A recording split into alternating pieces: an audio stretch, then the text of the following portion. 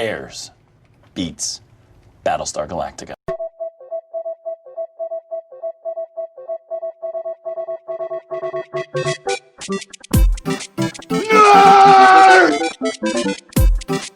You really adopted the dark. I was born in it. Sounds like somebody's got a case of the Mondays. Bazinga. 2 in the box. Ready to go. We be fast. They be slow. Cool. Bye, Birdie. Yes, by far. I would agree. I haven't seen it, so I can't say. But it is in the family show. You can watch whenever you'd like. Is In my it? account. All right. Is it in your account? Mhm. Oh. I would just also like to point out that Dave didn't see Bye Bye Birdie till like 5 years ago, and then we put it on like randomly, and he loved it from like the minute it started. Are you one of those? You have to point out when he became a fan. Are we gatekeeping musicals now? I like introducing people to things that they might not have otherwise have known about. I just want to point out the fact that he didn't see it until 5 fucking years ago. We were doing a binge of like classic Hollywood musicals, and this Gay week. We all have gay week. It's fine. Yeah. Yeah. I literally went through the whole thing like two weeks. We went through the whole thing. Anyway, go ahead. Continue. I'm sorry. The further you try to explain a joke, the more fucked up it sounds. I'm just gonna let it run. All right. So we got Bye Bye Birdie. Then Missy, what do we got for your number 4? My number 4 is a recent favorite, and it's Rocket Man. That is my number 4 as well. Good choice. Rocket Man. Let's talk about it. So I didn't know about Elton John until this movie, which is kind of shitty because I've always been a fan, but I guess I don't pay attention sometimes. And what I love about this movie was that I can't say his last name, but I know his first name is Taron, right? Edgerton. Is it Edgerton? Edgerton, yes. I always say Egerton because of Kingsman. I think it's a soft G though.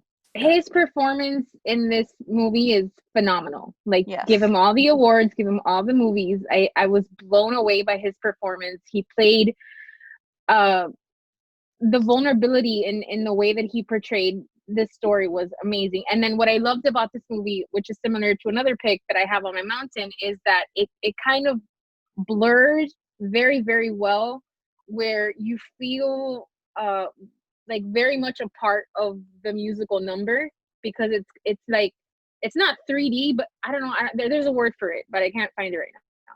But I just love this story. I love the movie, the production value, the music, and then just how they took the music and put it in context to move the movie along, where even Elton John said that it blew him away. There are songs that had nothing to do with what I think the song "I Need Love," which starts in the beginning when he's a kid and he's in his house. That song is not about that, but they used it for that scene, and it's just so great. And I love this movie. I watch it regularly, and it took me from like super fan of Elton John to like I'll mortgage my house to go see him in his farewell tour. Like that needs to happen before. So that's a great pick. Taron Egerton was hand selected by Elton John. By him, which I love. So because they've worked together twice before that. Yeah.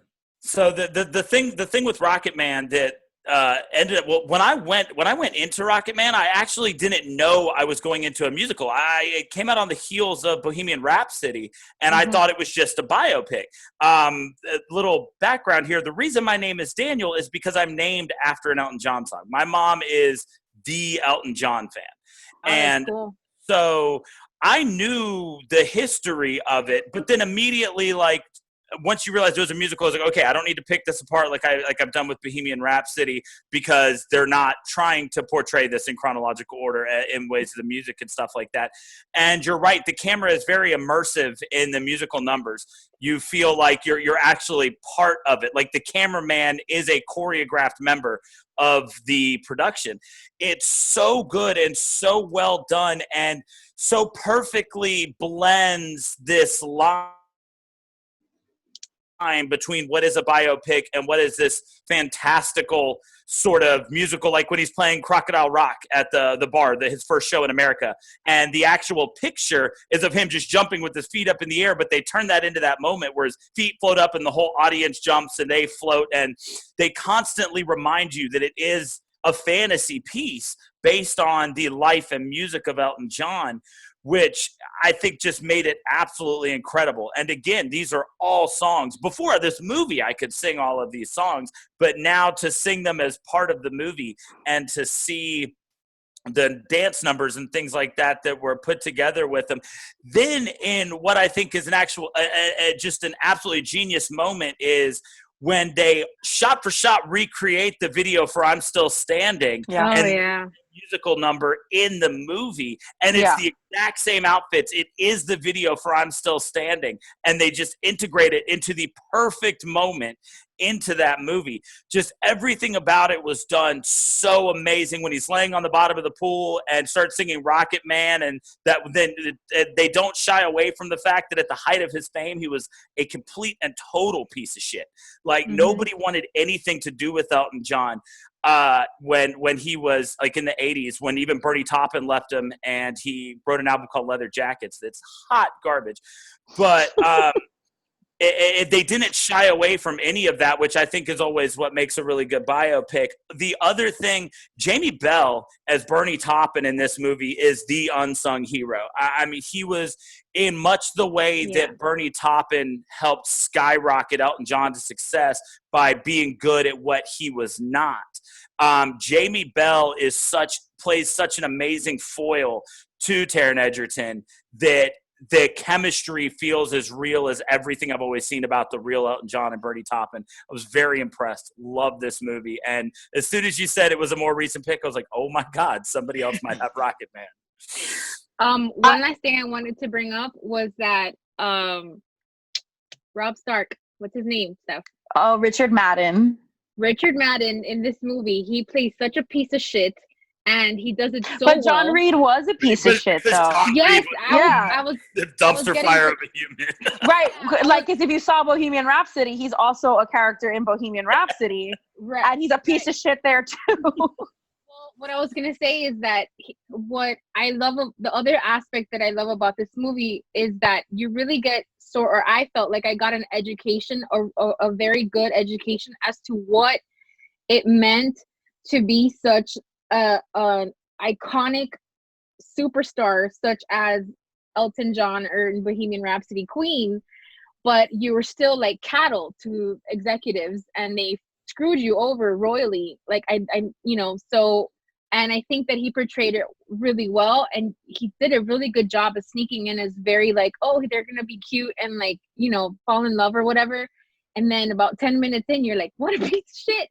So I love that. I actually love when I'm wrong about characters when I first start watching movies, because I feel like, you as somebody that has seen movies, you go, oh, he's gonna be the boyfriend, and then they just flip it on you. I love that when that happens. So yeah, I love this movie. I watch it regularly. Yeah. And Bryce Dallas Howard as his mom also, like that blew me away to see her make that move into playing a mom role. That was so weird at first, but then she's so great at it. She's such a cold-blooded bitch. I had no idea what to expect out of this. I thought I knew what to expect out of this movie, and I was just completely wrong, and I was blown away. Yeah. Good pick. I haven't seen it. So good. It's on Hulu right now. Well, it's in, in my account. Okay. I'm pretty sure I own it, as a matter of fact. Now that I'm thinking about it, I own it too. I just haven't seen it. It's good, BFF. You should watch it. Yeah. All right. So we got 1, 2, 3. Who are we missing? Stephanie, what's your number 4? My number 4 is one of 2 jukebox musicals that I have on this mountain. And it's Across the Universe. Oh, never mind. Okay. Can you explain what a jukebox musical is? I know what it is. I'm just saying for the listeners. A jukebox musical is a musical that's based off songs that like already exist in pop culture. So, right. Yeah, as opposed to like a regular original musical where the songs were composed specifically for this. Like musical. the movies Sing. Correct. Yes. Or Rock of Ages. Or Rock of Ages, yeah. Which the Or movie Across- sucks, but the or show Moulin is really Rouge. good. Across the universe. Yes, Across the Universe. Across the universe. All right, this is a tough one. This is my moment of having to pick because I have to go from my short list to my actual list because the first three are cemented. That's how I felt about this too. I had 3 that were not moving, and then that 4th was like. Yeah. So, look, man, I'm gonna go with a fun pick, right? Don't judge me. I'm gonna go fuck if you do. I don't care. My number 4 is Team America, World Police. Okay, so that was actually my original number 4. I'm not even kidding, but then I started thinking about whether or not it actually counted as a musical because really, like, I'm So Lonely, Ronry or whatever is like the only like in film musical number. I don't know how to answer that. I don't know if that's even a question. Because but if you remember in the group chat, I was like, I already know what my number 4 is. It's because it was going to be Team America. It's right up there. But I couldn't decide if it was or not. So I mean, I'm not debating the pick. I'm just saying I'm not going to give you shit for it because I almost picked it. Also, does puppetry count as animated? Is it stop motion? I mean, it is technically animated because Thunderbirds counts as animated, and it was the same type. It was the same style. Right. So this is a thing that the discussion I was having with my wife when she said, I forgot what movie she used, and she was like, "Oh, that's animated," and I was like, "Well, if what are we counting as animated? Because is CGI animated? Because if CGI is animated, there's a lot of fucking movies that have CGI in it, such as Rocket Man, who wouldn't fucking count." Right? And again, I haven't even seen Rocket Man, but I've seen enough trailers to know there's a lot of CGI. But I think there's a difference between CGI. Like, there's a certain percentage of CGI where it's considered fully animated. But again, it's the Avatar argument. But also, there's not avatars of people. It's like it's the background. Of, right, you're comparing special effects to like a genre of film. Right. I know this was a debate with Ready Player One that they were like thinking about submitting it to Oscars because it's like 80% animated, so it technically qualifies as an animated film. Right. Same thing goes for Jungle Book and Lion King, where you go, those are fully CGI films. Are those Disney getting real loose with words live action? Right. Yeah. Yeah, they're getting very it's live action Jungle Book. Like, the kid is the only thing that's live action in that fucking movie. There's nothing else that's live action in that movie. And granted, he's in every scene, but every scene around him. Oh, the mud. Jon Favreau said that there was one scene where he was in mud, and it was like the kid and mud were the only thing that were real, and then everything else was fucking green screen. So what is animated, what is not?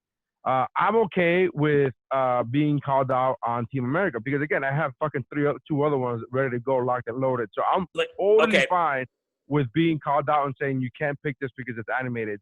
In fact, I'm kind of hoping somebody does that because I don't think Team America counts. I don't either because, like I said, the only in-film musical number is "I'm So Lonely." Like it's not. The rest of it is just background music. Yeah, yes, it's not. It's basically just. No, that's incorrect, sir. "Leash" is an in-film song. They sing that in the film. Yeah, I guess technically they also sing "Everybody Has AIDS," but they don't drive the plot. Well, that's the Leash. That's the song. That's the play Leash. That's from the play Leash. They're making fun of Rent. Yeah.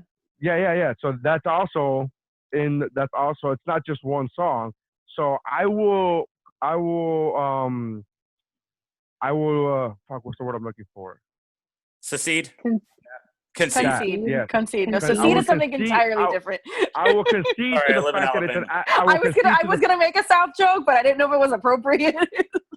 I will concede to the fact that it is an animated film. I will not concede to the fact that the music is within the film. That's a dumb reason not to have it in there. But I will concede that it's an animated film, so it's okay with me to not do Team America. So my number 4 is Chicago. Table. Almost passed out. Sit on that one for a while. Jeez. I just love the fact. My favorite part is the fact that I was willing and did to leave it off. Chicago You out. put fucking Team South America. Park Life up And against. I have no. There's so You know many what? things I don't going give a on. fuck. Oh my God. Come at me. I took fucking Chicago out for Team America. Have Oh, no qualms about boy. that whatsoever. I'm gonna put my drugs away and I'm gonna get him again. All right. So there you go. So our number 4s were Bye Bye Birdie, Rocket Man, Across the Universe, and Chicago. Hey, babe. Hold on. One moment. Pause.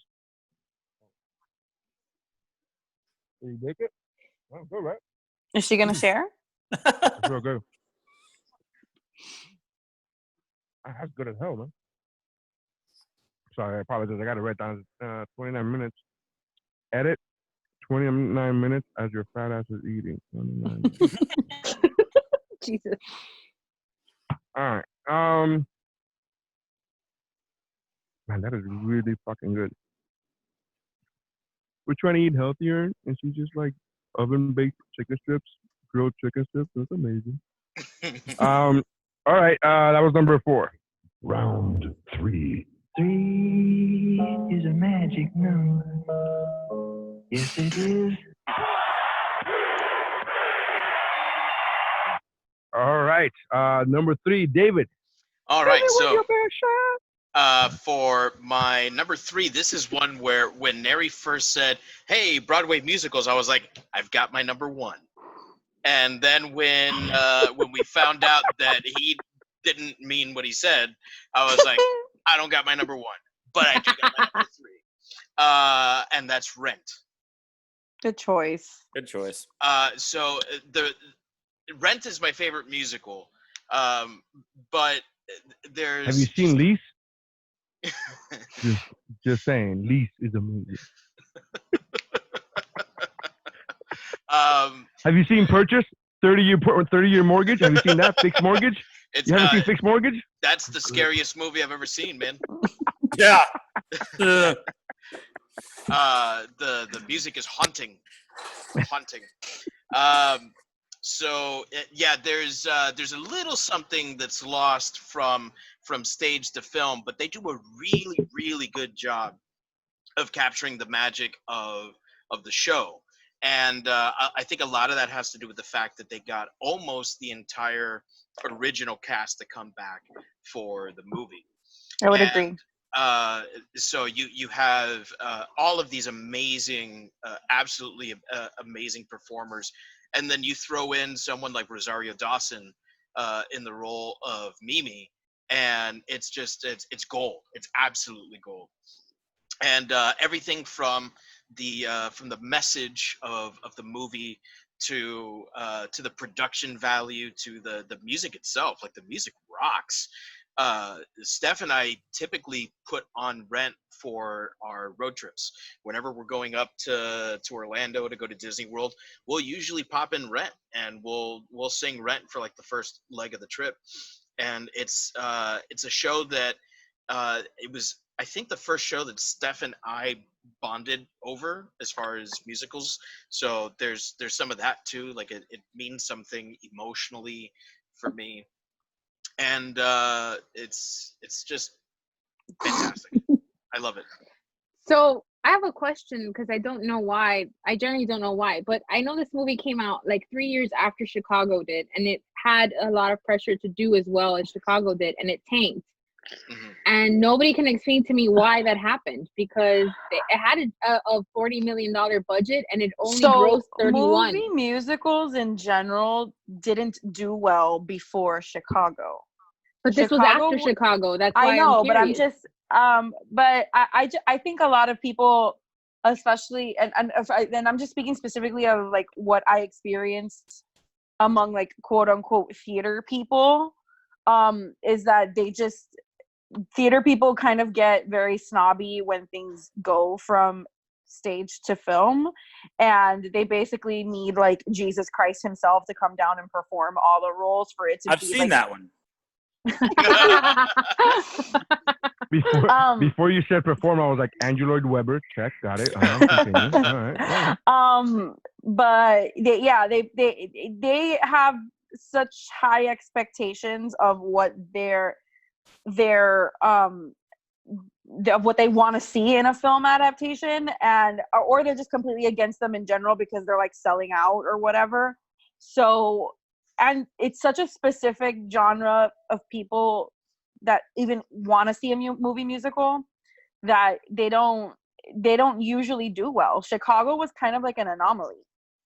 I think it has more to do with the message of the movie. I'm sorry, I went to the bathroom real quick. Why are we talking about Chicago? I thought we were talking about. No, we're talking about Rent. We're talking about Rent, but after Dave explained why he picked it, I asked, since this movie came out after Chicago and Chicago did so well critically and box office, that I've never understood why it didn't do well, considering it was post Chicago craze. So they're explaining it to me. I think it has a lot to do with the message of the movie. The subject matter is not for everybody. It's something that, especially back in 2005, was a hot button issue. Can I ask who was in the movie? Because I haven't seen the movie adaptation of Rent. So it's mostly the original cast. I don't know that you would like Rosario Dawson is in it. She wasn't the original Broadway cast. But she wasn't Rosario Dawson back then, correct? Am I correct in assuming so? No, she was not. She was. It was post Clerks 2, and it was like, she was. I knew who she. And post Nobody City thinks of Rosario Dawson Clerks 2. Nobody that's makes what that I've seen her from. That's what I've seen her in. What do you think of? I think it was already after Alexander and after Sin City and after Sin City so yeah. Oh yeah, no, I like Clerks too. I really do. That's what I go to. She's a huge role. She's the female lead in Clerks too. Yeah, but it's Clerks. My hypothesis about why Red didn't do well is because it didn't have the star power that a Chicago did. Chicago was a That's star. Probably also true. That cast was massively super famous. No way. So I again, from someone who I never saw Red, but I know I saw Chicago in theaters, and we'll talk about that when we get to that pick. But I would have gone to see Red had I seen somebody in the trailer that I would have recognized and been like, oh, that person. So there was a lot of, I've seen like every special feature on about Rent, like that came with the DVD and all that stuff back then. And the director talks about like the motivation behind bringing in the original cast. And there was a lot of talk about bringing in the pop stars of the time, like your Christinas, your Britneys, like those kind of. Christina was offered the role of Mimi, I want to say. Yeah. So there was a lot of talk about that, and I think the consensus, if I'm not mistaken, was that like everybody that they saw, while they were good and they were talented, like they just weren't attached to the subject matter and to the material like how the original cast was, because of the trauma they experienced of losing Jonathan Larson the night before they were supposed to go to previews. So for people that don't know, Rent is the writer of Rent, Jonathan Larson, who was kind of in the nitty gritty of like the AIDS crisis in New York, like among like the starving artists in Alphabet City in the East Village. He died of an aortic aneurysm the night before they were supposed to go to previews. So the show wasn't finished. The show as it stands is not the finished vision of what he had. It still had things to be worked out. Like, when a Broadway musical goes to preview, they preview like out of town or in New York, but like to a very small specific audience before it goes wide. And they were still in that stage. And I think that they just, that's a traumatic experience, because they showed up the next day to the theater and they were like, oh, by the way, Jonathan's dead. So nobody else had that kind of like emotional connection to it, and that's what the motivation behind trying to bring back as much of the original cast as possible. And the people in the original cast are like famous now, or some of them they're famous now, but in 2005, like nobody, I think the most famous person outside of Rosario Dawson maybe was Taye Diggs, maybe Jesse Martin. I was gonna say, because I know now she's in Glee. What's her, Idina Menzel? Oh, Idina Menzel's Princess Elsa. She's Queen Elsa now, so everybody knows who she is now. But outside of the theater community, Anthony Rapp had been in a few movies too. John Travolta does not know who Adina Menzel is. He doesn't know how to out say there. her name, but he knows who she is. You might be able to pick her out There's of a a lineup. difference. You just can't call her on Oh, you mean Adele Dazeem? Gotcha. God, in her Oscar moment. I would have gone. I was like, who's this to see Idina Red. Menzel? I would have gone and seen Red had I known Adina Menzel and just it was in the movie. Oh my God, that was awful. So yeah. You're right though. I think star power also had something to do with it. Oh, for sure. Yeah. To me, but I think the movie's better for it. I agree. I think it. No, I'm agreeing with you. You're playing off of what David said. I'm not being sarcastic. I'm saying you're right. Go. I'm just agreeing. Go ahead. As a casual fan of movie musicals, in the sense of I'll watch whatever's out there. I'm not gonna go hunting for something. Right. Now that I have friends who are more in that world, such as Stephanie and stuff, I will listen to somebody recommend something. But 2005, I didn't have any of that. So 2005, I just watched whatever's in theaters. And if I see a trailer of something with somebody with a bunch of people who I don't know, I'll be honest with you. Thinking back now, after you told me the cast, I'm thinking Taye Diggs. I probably would have recognized Taye Diggs. Like, that's pretty much it. Like, yeah. I know Jesse Martin now because of The Flash and because of all the shit that he's done. Mm-hmm. But in 2005, I wasn't like, oh, I got it. Hey, white baby. I wasn't thinking.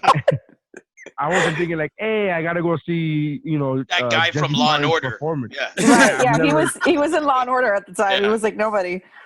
Yeah. So again, I think I would venture to say it's mostly star power. Chicago cast was fucking star. Yeah. Everybody from top to bottom was, right. So super famous. So Rent, I haven't seen it, so I love the fact that there's so far we have 2 or 3 movies that I haven't seen, right? Bye Bye Birdie I haven't seen, Rocket Man I haven't seen, and Rent I haven't seen. So yeah, keep them coming because I'll be watching. Cool. All right, Missy, number 3. My number 3 is Across the Universe. Oh, fantastic movie. Okay. It's an honorable mention for me. It's my number 4. Oh, okay. No, but you go first. You have it higher. Okay. So I love this movie, obviously, but I love anything that has to do with the 60s. I'm in. I love that time period. I love the conflicting socioeconomic situation, which is relatable still to this day. I was gonna say, you mean 2020? That's why I slipped it in. But what this movie does so well, in the same way that Forrest Gump did, I'm gonna just jump off a cliff here and go with it, is that it covered so much history and it did it so well and it didn't lose the point, the jukebox aspect of it, which is the background music of the Beatles. And I love that this movie is like a cup of chicken soup. Like, if it's just comfort food. And I love that I didn't know anything about the cast. I just knew that it was about it was a movie about that used the Beatles music, but I didn't really know, this was 13 years ago. I didn't know exactly what I was walking into. And the color scheme, the cinematography, the production, the singing, the music, the way they brought a lot of the songs to life by having a Jude, by having a Lucy, by having all of these very important characters. And I just love everything about this movie. I never get sick of watching it, which is a trend. And that's my number 3. Yeah, I mean, it's my number 4. I love it for all the same reasons. I grew up listening to a lot of the classic rock with my dad, and the Beatles was something that we listened to together all the time. So I had that special attachment. My dad lived through that stuff. My dad lived through that whole era of the early 60s and Vietnam, and his number was called and he didn't go because he's flat-footed. And they make a little joke about that in that movie, about you can be basically dying and not be fit for war as long as you're not flat-footed. So I love anything in like the mid-century, so I'm with you there. And I think the way that they kind of reorchestrate a lot of these songs to like work them in a little bit differently, like what they do with I Want to Hold Your Hands, is fantastic. They turn it into a ballad, and it's not a boy singing to a girl, and it's not a boy singing to a girl, it's a girl singing to a girl, you know. So it's things that were like there's things that happened in this movie that were like taboo for the 60s, but because it was the early 2000s, like, you know, we were in a very different place. And there's several songs that are like that get like kind of reworked differently, and you know, the pacing will change or the timing will change or whatever to kind of like work to what the narrative of that particular plot point is. That is done very, very well.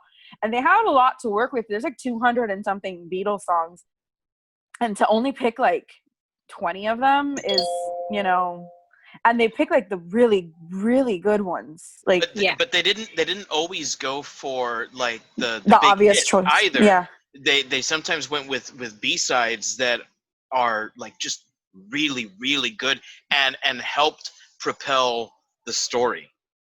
Mm-hmm. Hold on, give me a second. I just want to explain to the listeners what a B-side is.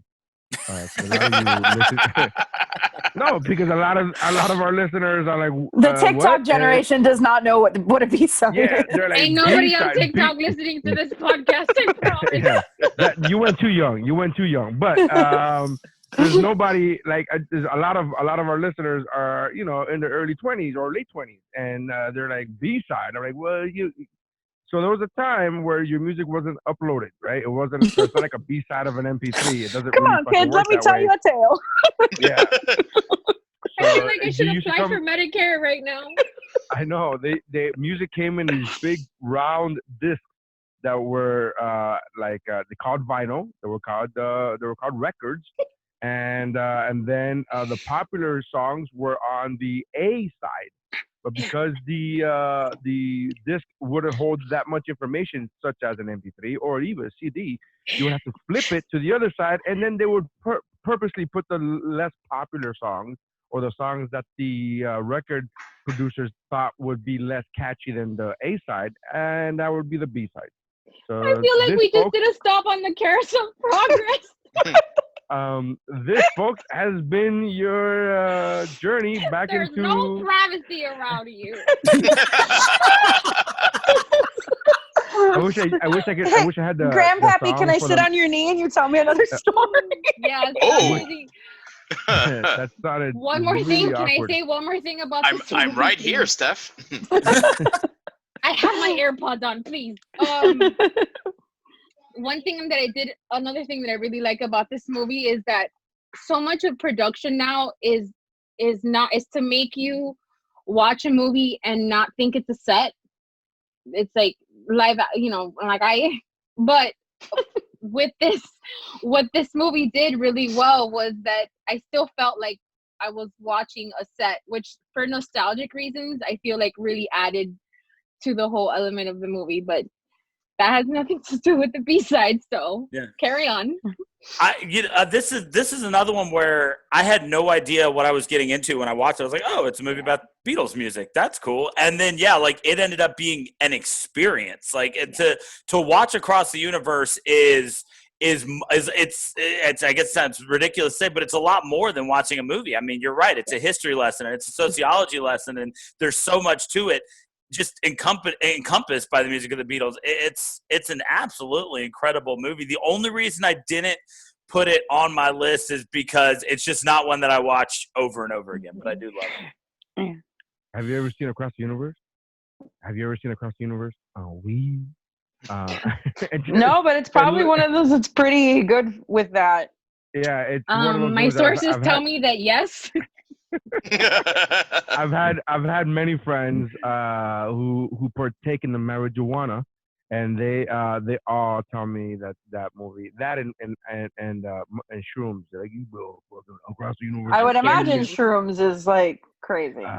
So I can't even imagine shrooms. I can't even imagine podcasting on shrooms, much less let alone a fucking movie of that magnitude. Anyway, there's just like there's a part of that movie that like just looks like it's on shrooms when you're sober. So I can't even. I've seen bits and pieces, trailers, and I'm like, oh shit, that looks real.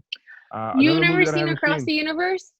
Nope. But I'm not a big Beatles fan, so this is not one that I'm interested in seeing. What did he say? He said he doesn't like good music. Oh, okay. Yeah. If it had a B-side, probably. This is very painful. CD or nothing, bro. It sounds more digital on CD. All right. DeBona, what do we got for our number 3? My number 3 is the one on my list that has been on Broadway. However, it came to Broadway after it was a film. The film is based on an off-Broadway production of this show. And my number 3 is Little Shop of Horrors. Oh, I love this. I love That's a good pick.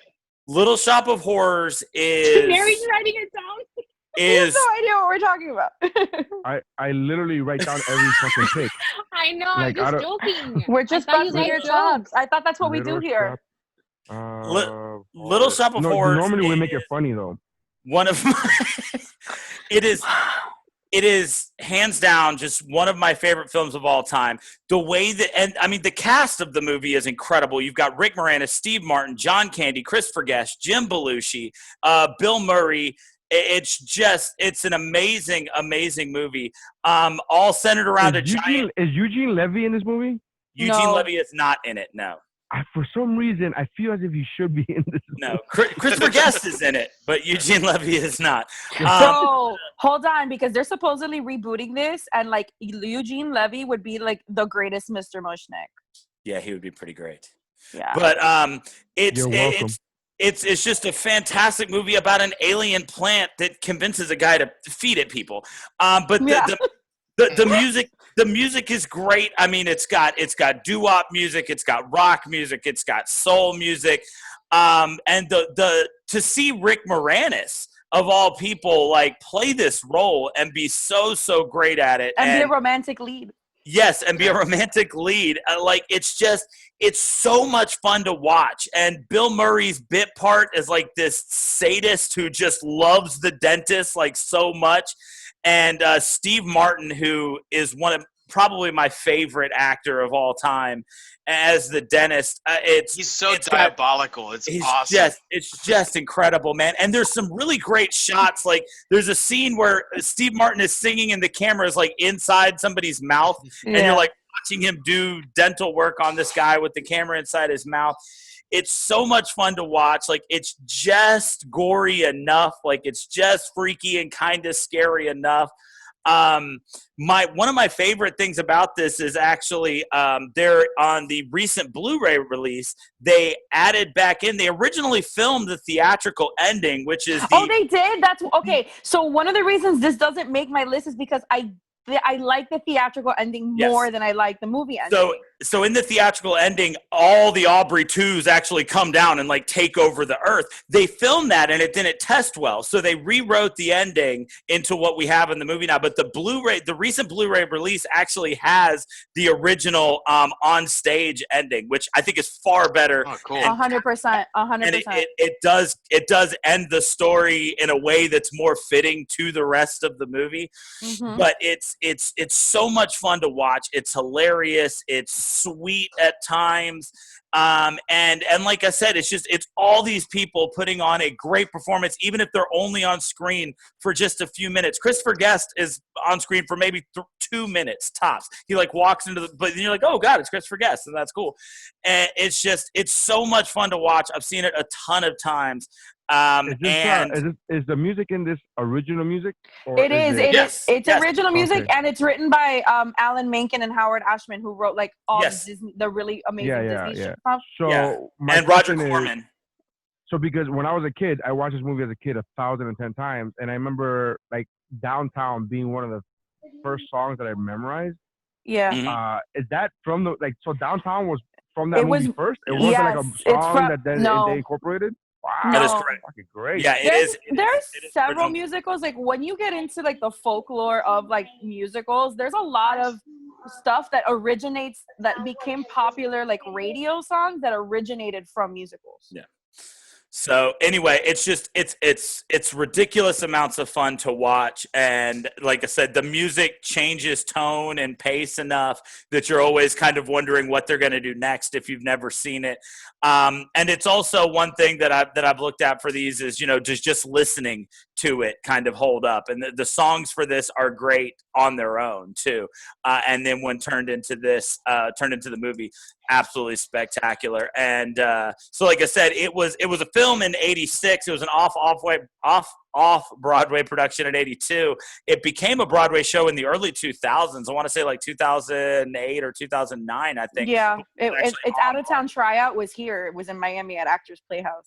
Oh, that is awesome. And so one other cool tidbit about Little Shop of Horrors, there's like one main Audrey 2 puppet like in the country, and because the cast is so small theater companies love to do this show, and you have to get on a waiting list like years in advance to rent the Audrey 2 puppet.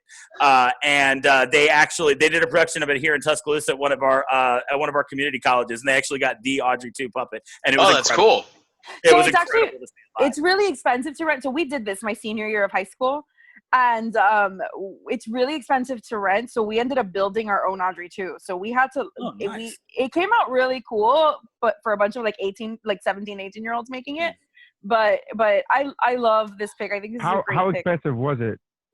Like on a scale between like $100 and renting a tiger to put in a prom, like where in that where does it fall on that line? Like is it more than tiger? It was like tiger? I want to say like a couple $1,000s, and like our theater department had like such a shoestring budget that we just like it was either like that or like lights, so we kind of had to like figure it out on our own, but we you guys built want it. the plat or you want electricity? Which one you want?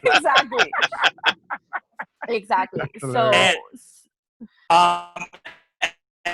the voice of Audrey 2 in the movie is the same guy who does the alligator in Princess and the Frog. Yeah. So I just learned that today. Like when I saw his name, I was like, oh my God, I know that guy. So I thought it was funny. But anyway, Little Shop of Horrors, ton of fun to watch. They're allegedly doing a remake of this, and if the casting is correct, like what's out there, I'm very excited about it because Taron Egerton is supposed to be Seymour. I'll take it. Well, and then oh my God, I'm having like tremendo brain fart right now. But Billy Porter is supposed to be Audrey 2. So I'm super here for that. I'd also take Idris Elba as a rapping Audrey 2. That would be fantastic. Or like a DJ Audrey 2. I'm just glad we got to a movie that I've seen. All right, so we're 7 picks in. I got to see a movie. All right, Stephanie, what is your number 3? My number 3 is actually I'm making like a last minute change to my original pick. That's now gonna go on my honorable mention. But my number 3 is Guys and Dolls. Oh, I love this pick. It's great. The movie. Hold on one second. No.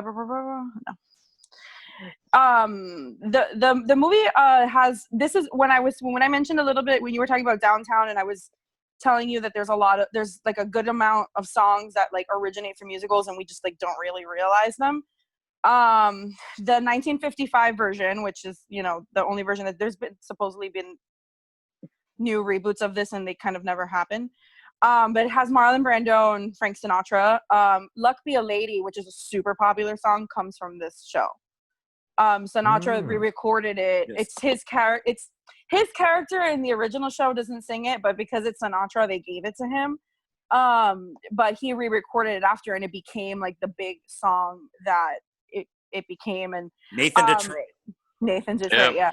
I have played Nathan Detroit on stage. I tried out for has David. So did I. I tried out for Sky Masterson. I was given Nathan Detroit. David played Nathan Detroit, and I played Miss Adelaide. We did. Oh. So this was like So I loved this show anyway. There's some like really great like large group numbers in this movie. Like Sit Down, You're Rocking the Boat is a fantastic song. And when it's done really, really well, whether you're seeing it in the film or whether you're seeing it on stage, when it's done really, really well, it knocks it out. Like very few numbers have like the power that number has. I also like just another like personal tidbit of this. Not only like I did play Miss Adelaide, but when I was like in dance, when I was like 4 years old, like one of my first dance recitals was To Bushel and a Peck. So I've kind of always had that, like it's kind of always stayed with me. So that's my number 3. Guys and Dolls was one of the ones that I ended up putting on honorable mentions, and it was painful for me to put it there. And it almost edged out Rocket Man, but I wanted something newer. But I love this. I love this show so much. It's so great. The musical numbers are awesome. Going back to like when David was talking about Bye Bye Birdie, I love that Technicolor look when you get back into those things, and that Technicolor look of Guys and Dolls with everybody's 3-piece suits and everything just is so incredible. And they do so much, and it's funny without being like it's subtly funny. And it tells a great story. I love Guys and Dolls.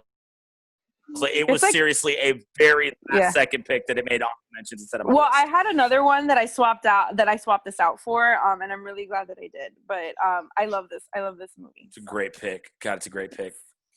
All right. Good to be back on the movies I haven't seen train. All right. I haven't seen that one.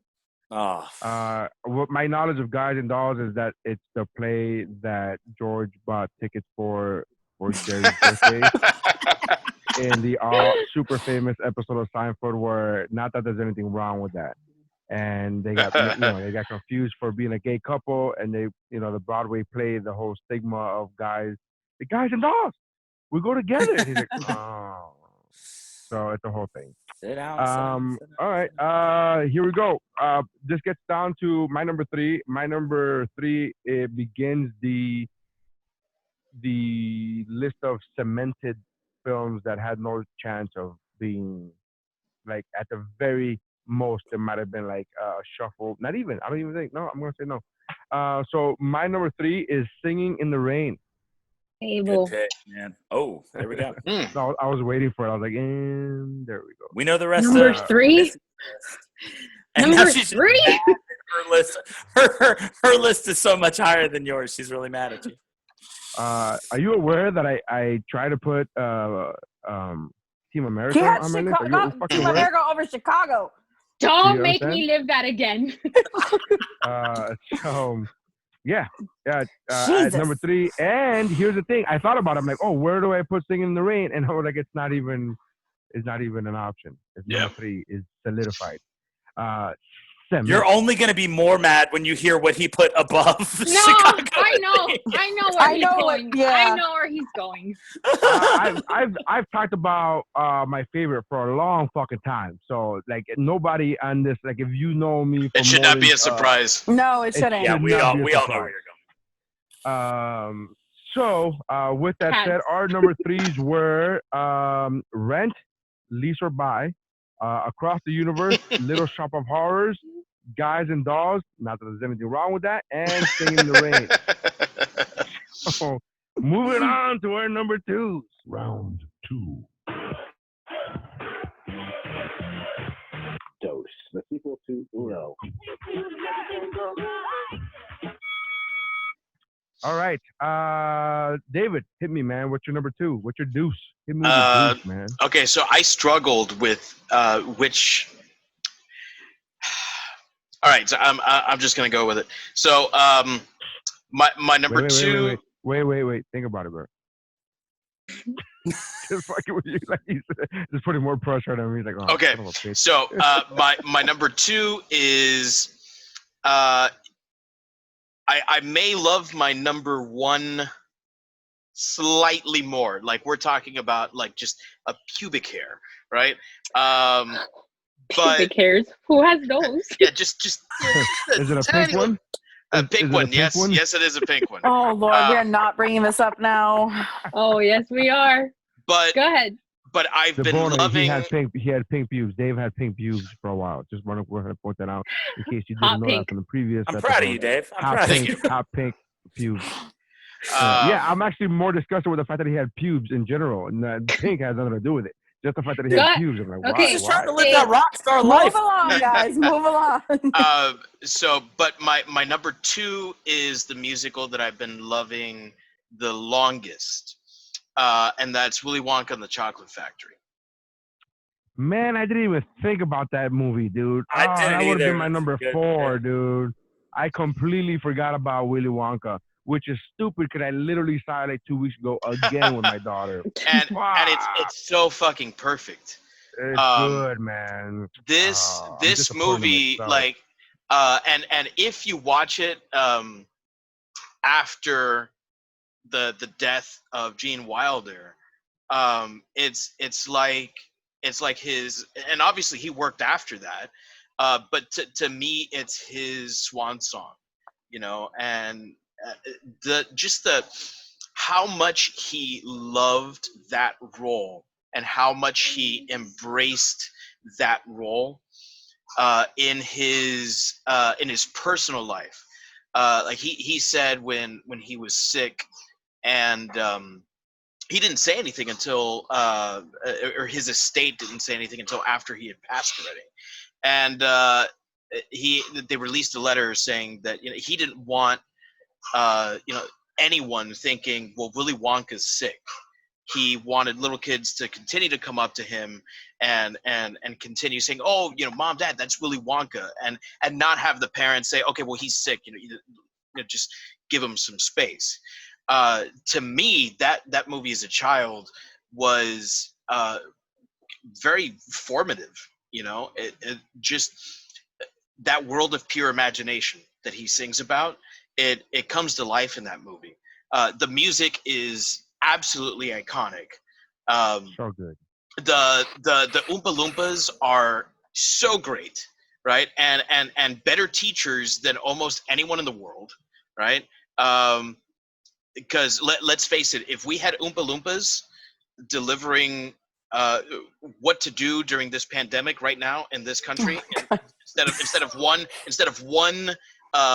Oompa Loompa that doesn't know his ass from his elbow, we would be in a much better place, right? Doopity doo, put your fucking mask on. So, You want to go? so I just it's a movie that you can't say much more than what's already been said about the movie. It's a perfect movie. I love it with every fiber of my being, and I feel like a child when I watch that movie today. I still feel like a kid. So, dude, that is No, such a good I pick, feel like and a grown up. honestly, I feel like a grown up, but I love the movie still. But I still feel like a grown up. I don't feel like a kid. But I didn't think of I that love pick movie. for a second, and I do didn't? absolutely love that movie. When I taught second grade, it was like a standard that we read Charlie and the Chocolate Factory, and then I would show, even after like the Johnny Depp version had still come out, that was still the end of us reading that book, was I would show the Gene Wilder version. It's so good. Plus, I don't think that you should be allowed to grow up without seeing that tunnel scene and just be Without being traumatized like the rest of us. Yeah, like I think you just have to watch It's a that rite of and while passage. sit down and just hold those with you deep in your soul forever. Yeah. Yeah, Yeah, my I watched it as an daughter. adult, so Yeah, my daughter started watching Charlie in the Chocolate Factory on her own. She put it on, and she enjoyed the movie. She would watch it a few times over and over again. And then not too long ago, maybe a month ago, I don't remember how long ago. It wasn't that long ago. Maybe in April, I put on Willy Wonka in the Chocolate Factory, and she was like, "Is this like Charlie in the Chocolate Factory?" I'm like, "It's from the other." So I'm trying to explain to her the difference.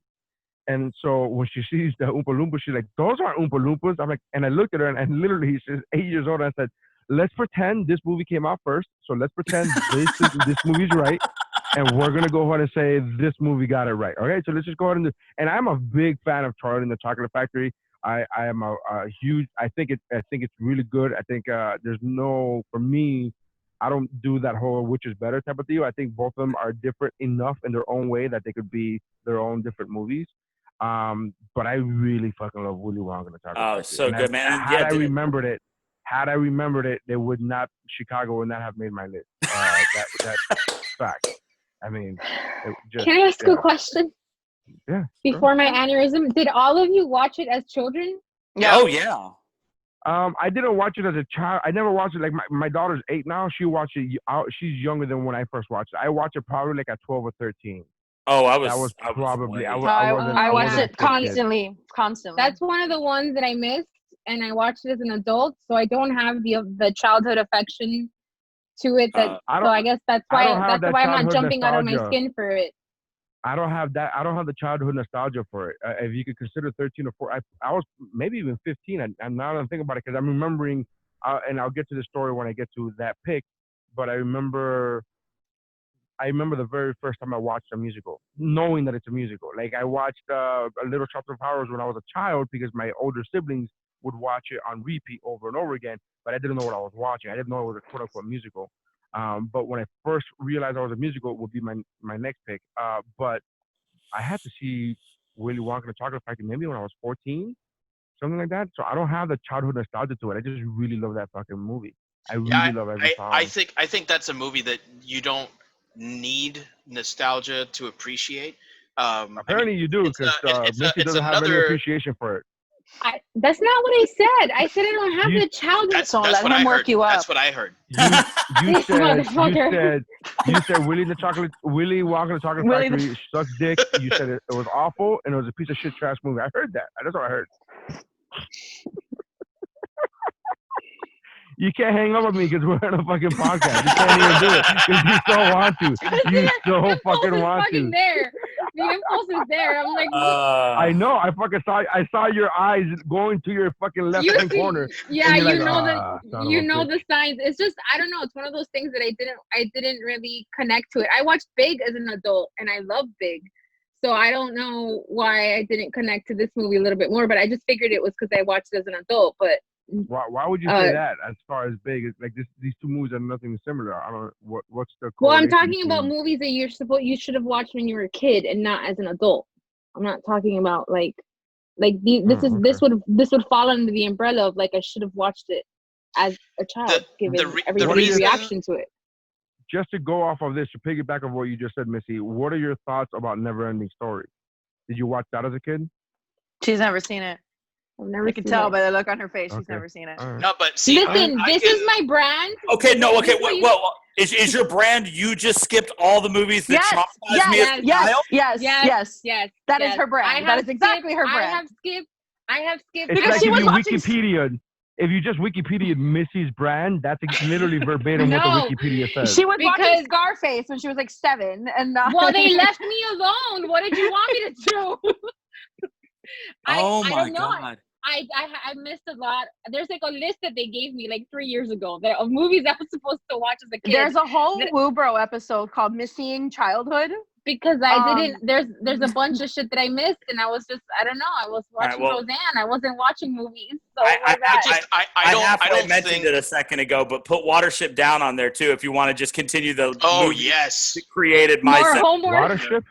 Wait, Watership Down, brother. It's an animated movie about rabbits, and it was just as traumatizing as Atreyu in the swamp and as the tunnel ride. No, there's no way it's as traumatizing as Atreyu in the swamp. It's as traumatizing as Atreyu in the swamp. I shit you. Is it as traumatizing as Littlefoot's mom? Mm-hmm. Yeah. Mm-hmm. Oh, right. That's why Down is forever just burned in my memory as possibly the most traumatic movie experience of my life. Those are two things. You just said two things. You said water park? Watership. Watership Down. And Down. Watership Down. I don't know what you're talking about. And then you go, oh, yeah, it's just as traumatizing as, and then you said something else that I've never heard of before. Atreyu in the swamp. That's from Neverending Story. Neverending Story. The horse. Oh, yeah, the horse. I just call him the horse. Yeah. I forgot the thing. Okay, whatever. I get it. So the reason why I don't think that you need to have that nostalgia because plenty of people see these movies as adults. Just because our age group saw it as children doesn't mean that there aren't people older than us that saw these movies and also loved these movies. Yeah, like as parents. Right, as parents or grandparents or whatever, Maybe I'm just broken. Can there be that added layer of love that comes from nostalgia? Yes, but it's not necessary to like a movie. No movie requires nostalgia for you to like it. If it does, bad movies do. It's not a good movie. Exactly. Yeah, bad movies do. I love Mortal Kombat. That's right. Right. And that's what he's saying. If it requires nostalgia for you to like it, then it's not a good movie. Yeah. I'm agreeing with him. with it. I know it sounds weird because we don't do it often, but I'm actually agreeing with David. This is a weird thing. Like, Daniel's still defending David. I'm like, we're fucking saying the same thing. I'm so used to having to do that. Like, Neri, what you have to understand is what he's saying is the same thing you're saying. I'm like, yeah, no, that's okay. I get it. All right, Missy, what is your deuce? Chicago. That's also my number 2. All right, let's go. Yeah, you're not allowed to talk for the next. Huh? I said you guys have it higher than me. You guys go ahead and talk about it. Yeah. Sweet Jesus, I'm agreeing with everybody. Why am I being attacked for agreeing with people? Can you go get more food from your wife, please? So Chicago. Where do we begin? What's it a story about? Because honestly, there's so much to unpack. It's a story about corruption, greed, sex, and murder. So they tell you in the opening, in the first. Yeah, but it's all happening in her head, though. Like the whole thing is happening in her fucking head. No, the musical numbers are happening in her head. Yeah, that's what I'm saying. The whole not thing the whole thing. Like sucker. She actually kills somebody. Jesus, like sucker punch. Is that what you said? Yeah. It is. He's accurate though. That's very I've accurate. never seen Sucker Punch, so I couldn't tell you. But I love that. I love that movie. I love it so much. I do. It's not good, but I love it. I fucking do. Sorry, Chicago. That's okay. Chicago. I don't know where to begin because there's just so much to talk about this movie. I think that I'll start with the costume design. I'll start with there. I think that they did such a great job. What? You did a David. You're like, oh, let's start with the costume design. I'm like, wow, okay. That I didn't expect to hear. I didn't expect to hear that. He's like, when he said sound editing, I'm like, what? What the fuck are we? Okay, I'm sorry. Oh my God, you're still on the sound editing thing? Jesus Christ. Yeah, I'm not complaining about it. I just didn't expect to hear it. Is what I'm saying. Go ahead. I'm sorry. Go ahead. So the fact that Catherine Zeta-Jones was like 4 or 5 months pregnant during the entire production of this movie, and fucking kills it. I think that she got an Academy Award for this, right? Yeah. Mm-hmm. So there's like no excuse for me to ever say I'm too sick to do anything, because this woman like did this phenomenal job on this iconic movie. I love this movie for what it stands for, which is just like the idea that murder is traditionally thought of like as the worst thing you could do. I mean, there are a few things that are worse, but I'm just saying, like, it's so, like something awful that you could do, and then it doesn't fucking matter because if you have the right lawyer who can bullshit it, like your way out of it, like I think for somebody who grew up watching the O.J. Simpson trial on TV, I was like, oh, I understand this. I think everybody did a great job. I still don't understand why. Squinty, Renee Zellweger. I don't get her break. I don't get her break, her acting break, because she's so great, and I don't understand why she just walked away from it all. She is great. There's not a bad on the soundtrack. There isn't, and it's one of those albums like what I consider a great album is if you start it from the beginning, and I don't want to skip a song. Like that's what I would consider a good album, and that definitely falls under that for me. Richard Gere, it won Best Picture, didn't it? It did, yeah. It won a bunch of accolades that year. I think Richard Gere, if I'm not mistaken, I don't remember him doing a musical before this. At least not a movie musical. Right. No, I don't think he did, which is why people were surprised that he was chosen as Billy Flynn, because nobody could nobody really knew that he could sing. Everybody else was kind of like established more or less that they could, do things. That I want to say that. No, Sorry, go go ahead. ahead. I want to say that even Renee Zellweger like did something in Bridget Jones where it was like, singing a little bit, but this was off the cuff from that because Bridget Jones was 2001 and this was like 2002, 2002, yeah. So even John C. Reilly, who has such a very minor role, he's so fucking good in this movie. I love John C. Reilly, and I have appreciated John C. Reilly so much specifically because of this role, because Amos has been played by a lot of different actors, Joel Grey being one of them, and it is a small role, but Mr. Cellophane is one of those iconic Broadway songs that, like, if the wrong person sings it, like, it fucks up everything. Yeah. Well, we didn't have a risk for that because they had editors, but I get what you're saying. But yeah, this movie top to bottom is like near perfect. I think that this is also like this is the original show. It was from the 70s. It's a Fosse show. It's a Kander and Ebb show, which is like my favorite combo of kind of old school Broadway people is them. And they it's fantastic. I mean, I can't say enough good things about this. But the original show had like, there's people that have stepped into these roles that are like legends, like Bebe Neuwirth and like Gwen Verdon and all these people that are like literally like icons.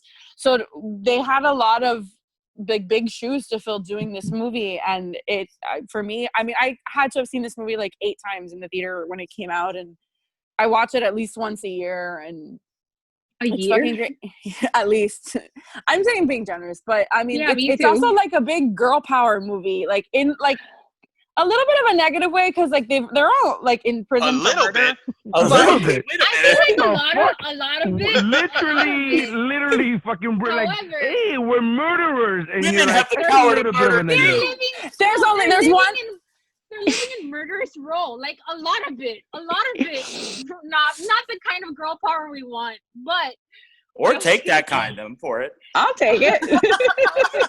But I will say, what I know, what I've seen as Broadway productions of big numbers, I would say La Vie Boheme and Cell Block Tango like are neck and neck for in my opinion, from based on what I've seen, as one of the best big like dramatic productions for, and it's in the middle of the show. So Cell Block Tango is not even supposed to be that big. Cell Block Tango on the show is just the 6 murderesses, and so it's not supposed to be a big number, but they made it. I kind of like, as a teenager and being like a big theater geek, like had this like vision in my head of like what Cell Block Tango was supposed to look like. Because I to this day, ironically enough, have never seen Chicago, the actual like official stage show. I've seen like high school productions and like community theater productions, but I haven't seen like an official Broadway tour of it or whatever, for whatever reason. And I've always had like, I always had this picture of like what Cell Block Tango was supposed to be, and like I could not, like, it was like above and beyond expectations. Like that movie like was like, I was like 15 when that movie came out, and it was like life-changing. I'm not saying my age, but yeah. I saw that movie by myself in the movie theater. Because you wanted to? Because I legit wanted to. It was after a breakup, not the moment after, but it was like after a breakup, and I was going to the movie theater by myself all the time, and I have zero fucking problems with going to the movie theater by myself, and it actually prepped me for later on in life when I became a comedian and started touring and going to other cities and other countries by myself. I'm like, I'm just gonna fucking go to the restaurant by myself, go to the movie theater by myself. But this was pre that. This is pre-for any of that, and I was going to the movie theater like every other day, basically. And then Chicago came out, and I was like, I'm gonna go watch Chicago. And it wasn't a matter of like, this is the only thing left that I haven't seen. It wasn't a matter of anything. I was like, no, this looks good. And I was watching it. I don't remember knowing if it was a musical or not ahead of time. I don't remember that, but I remember being in the movie theater going like, man, that song was the shit, huh? Fucking hell? Can we fucking like looking around? And I remember it was like, I saw it probably opening week, but not weekend. And I remember going, like, after work, I worked at Carnival Cruise Lines corporate at that time. And then I got out of the office, went to the theater, saw it, and there was like probably 7 people in the theater. Like, it was like a Tuesday or something. And I remember looking around like, fucking, huh? Am I right? This fucking song was a shit, right? Are we? And then like standing up and applauding. Yeah, like, and there's if there were maybe there was 20 people in the room, but like everybody else was coupled up, and except this one creepy fucking fat kid. I was like, huh? Hey guys, I fucking respect for that, huh? Have a little fucking. And every song, because it was brand new to me, every song was brand new to me, and like I was like, I didn't know what to expect next, so I wasn't a theater geek. I wasn't a guy that was like, oh, and Sub Black Tango is coming up. Like, I didn't know. So when I was like, wow, this is really fucking good. I liked it. I saw it again in theaters like a few days later, even though there were more movies that had come out that I hadn't seen. I was like, I'm going to go back to fucking watch Chicago. And I remember specifically getting fucking railed on by my guy friends. Like, it's just a matter. Like, you went to first of all, going to the theater by yourself is already a fucking, it gets poo-pooed. I don't know if you're aware of that, but it gets poo-pooed. It gets poo-pooed. And then on top of that, to watch musical theater by yourself as a dude, it's a whole, and then early 2000s, it's not like the fucking PC world that we're living in now. That's like, oh, that's cool. Early 2000s, it was straight up, dude, you're fucking gay. What's what? Like, it was far worse. There were far worse terms thrown at me than that. But I was like, this shit is good. I don't give a fuck. And I remember I used to cut up pictures from my Entertainment Weekly, and that's how I would decorate my cubicle. And I fucking put the poster, what ended up being the poster for Chicago, in my fucking cubicle. Amongst, like, it was literally a collage. Like, you couldn't see a space of cubicle wall. Like, everything was like a fucking jumbled up. But the Chicago was on my fucking cubicle. I legit was like, this shit is awesome. And I got dragged through the coals for liking that one. But I was like, I'm gonna die on this mountain. I don't give a fuck, dude. I'm dying on this hill. And so many years later, you put it at the bottom of the gutter. You put it the bottom of the gutter. Is that what Rushmore is to you? The bottom of the gutter? Is that what that is? Number 4? No, but Team America. So when you go to Mount Rushmore and you're looking at all the great presidents, the former presidents. Poor Teddy Roosevelt. You get up there, you're like, Roosevelt, yeah, fuck that guy. Yeah, you look at Teddy Roosevelt and be like, oh, the fucking gutter that is Teddy Roosevelt. Is that what that's the thing? That's what happens? No, right, that's cool. not what I'm saying. Oh, so you hate our country. Great. Our Missy hates our country. Congratulations. I really hate you so much. But I love this movie. It got nominated for, I believe, 11 nominations, if I'm not mistaken. Queen Latifah and Catherine I have them all.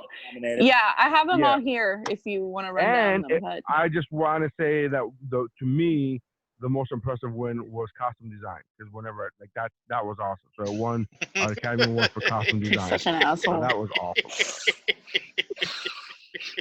It won Best Picture, Supporting Actress for Catherine Zeta-Jones, Art Direction. If you say costume design, I'm gonna vomit. Art Direction, Costume Design, Film Editing, Vindication. And sound. Yeah. But I feel like Renee Zellweger also won. No, she was just nominated. No, she got nominated. She did not win. You're right. Oh, she won. Rightfully so, because Catherine Zeta. No awards for little squinty-eyed moles. All right. But she wasn't in the same category as Catherine Zeta-Jones. No, so Catherine Zeta-Jones won supporting. Supporting, yeah. And Queen It was her and Latifah. Yes. Yeah. Correct. All right. So, Chicago. Daniel, what's your number 2, man? My number 2 is it's actually my favorite movie that's on my list, but my number 1 is more influential in my life, so it had to go number 1. My number 2 is the only one on my list that I have been in multiple productions of as multiple characters. My number 2 is Rocky Horror Picture Show. Tables. Nice. And that's why I didn't lead in much harder. I really need to know who you've played in this show. We'll get to it. And if you have like pictures, if you have photographic evidence of this, even better. There is limited photographic evidence since I'm an elementary school teacher. Got it. And it was. They want to see you in a gold Speedo, man. That's what they want. When well, the gold speedo, the tidy whities are a corset, so pick your poison. Listen, we will talk about that when we get there. We don't want to ruin the surprise. All right, so 1, 2, 3, 4. I guess it's my pick. My number 2 holds a very special, dear place in my heart. It is very literally the first musical that I watched. I could recall the exact day that I saw this movie, the exact location where I was, exactly where I was sitting. It was in a summer school class. The teacher was Miss Cruz. Everybody fucking hated Miss Cruz. Wearing? And she put on a few movies. There was a summer course, so it was an extensive course of like just pounding us with information. But she would put on movies, and the movies that she put on were never popular with the students. It was never like, we're gonna watch fucking Terminator today. It was never that shit. It was always like, I was gonna say Dave wasn't your teacher. I literally was about to say, it's as if Dave was my teacher. It's like, I remember watching a World War II movie, and Dave, I'm sure you know which one this is, because I don't remember the name of it, but I remember the whole plot of it, where there was like 4 or 5 soldiers that were stranded in the desert. There was a plane, and Flight of the Phoenix. Yes. And then when they got saved, they found out that they were dead. Mm-hmm. Flight of the Phoenix. Yeah. Flight of the Phoenix. Wow, I love the fact that I didn't even have to finish the description. James Stewart. James Stewart. That's a classic. That's right. Great. James. So classic. She would put all these movies on that I had no idea. Like they weren't popular with the students. And every time she was like, "All right, it's time for a movie," we were all like, "Oh, fuck, bro!" Like that's how bad. Like, and I would watch every single one of them, and I enjoyed them. Again, I didn't remember the name Flight of the Phoenix, but I remember the story and I remember everything about it. Same thing happens. So she puts on my number 2, which is West Side Story. And every kid is moaning, going like, "What the fuck? If this isn't fucking Ferris Bueller," like it's just like it was a matter of like immediate distaste, because again, it wasn't against West Side Story, it was against every movie that she had picked. And I remember we all had to pay attention because she was very good about like, we're gonna ask you questions, and it's not multiple choice. It was an English class, and she was like, "I'm gonna ask you questions that pertain to like what your opinion are, like why these characters act the way they do." And this shit blew me the fuck away. And I remember being the only fucking one. I was literally glued to the TV, and everybody else, and I had to like I'm like, "Hey man, can you shut the fuck up? I'm trying to watch it. I'm trying to watch this movie." And I had no idea, like it was so fucking good. I fell in love with this film the moment I watched it. It was so good. I remember writing down the title of it so I could go home and try to rent it or try to find it at home. Like it made such an impact on me. It made again, this is all subconscious because I did not realize that this had a part in it, but it had a big impact on me that I was seeing Hispanics on screen. And even though most of them weren't actually Hispanic, most of the actors weren't actually Hispanic because they weren't. They weren't. They weren't. It was Hispanic. like Rita, and that's it. Yeah, Russ Tamblyn? Yeah. So like all these people are like, I mean, it's the definition of fucking brown face, right? Yeah. But there was like Natalie Wood is like Natalie Wood, right? I was blown the fuck away when I found out, like in 2010, that Natalie Wood was Maria, and I'm like, wait a minute, fucking Natalie Wood was Maria? The thing is, a boat. Natalie Wood was Maria. The thing is, Natalie Wood changed her name to get more roles in Hollywood. Her real name is Natalia Madera. Wow, but you know Hollywood. That was a dad joke, if ever. You are so stupid. That is gonna be the commercial for like, hey, come on, check out this episode. So that was my number 4 until you asked me what my number 4 was. And the only reason I switched it out is because I watched the movies on my mountain a little bit more than I do West Side Story. But yeah, West Side Story is iconic. There's nothing you can't aside from the brown face, which is questionable. I But think it isn't. you really But it isn't. I don't. Listen, not for the times. gonna, I think you know what I mean. Yeah. Like, I'm not gonna nitpick. I don't even care now. I gotta be honest here. I don't even care now. That movie gave me Rita Moreno. I'm not gonna say gave us because she was already established. But it gave me Rita Moreno. And as a brown kid, so good, dude.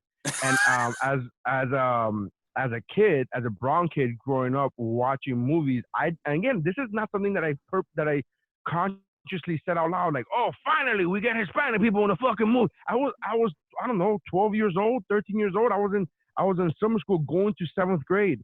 But I remember watching this going like, this interests me. This story interests me. The fucking gang wars and all that shit there. And while all my friends were making fun of like, oh, gang fights aren't like that. That's not how gang fights work. I was so into the story that I was like, dude, I don't give a fuck about any of this. I don't care about the cheesiness, the fucking the snapping. I don't give it. I'm like, I thought that was all great. I thought it was fantastically done. The songs are great.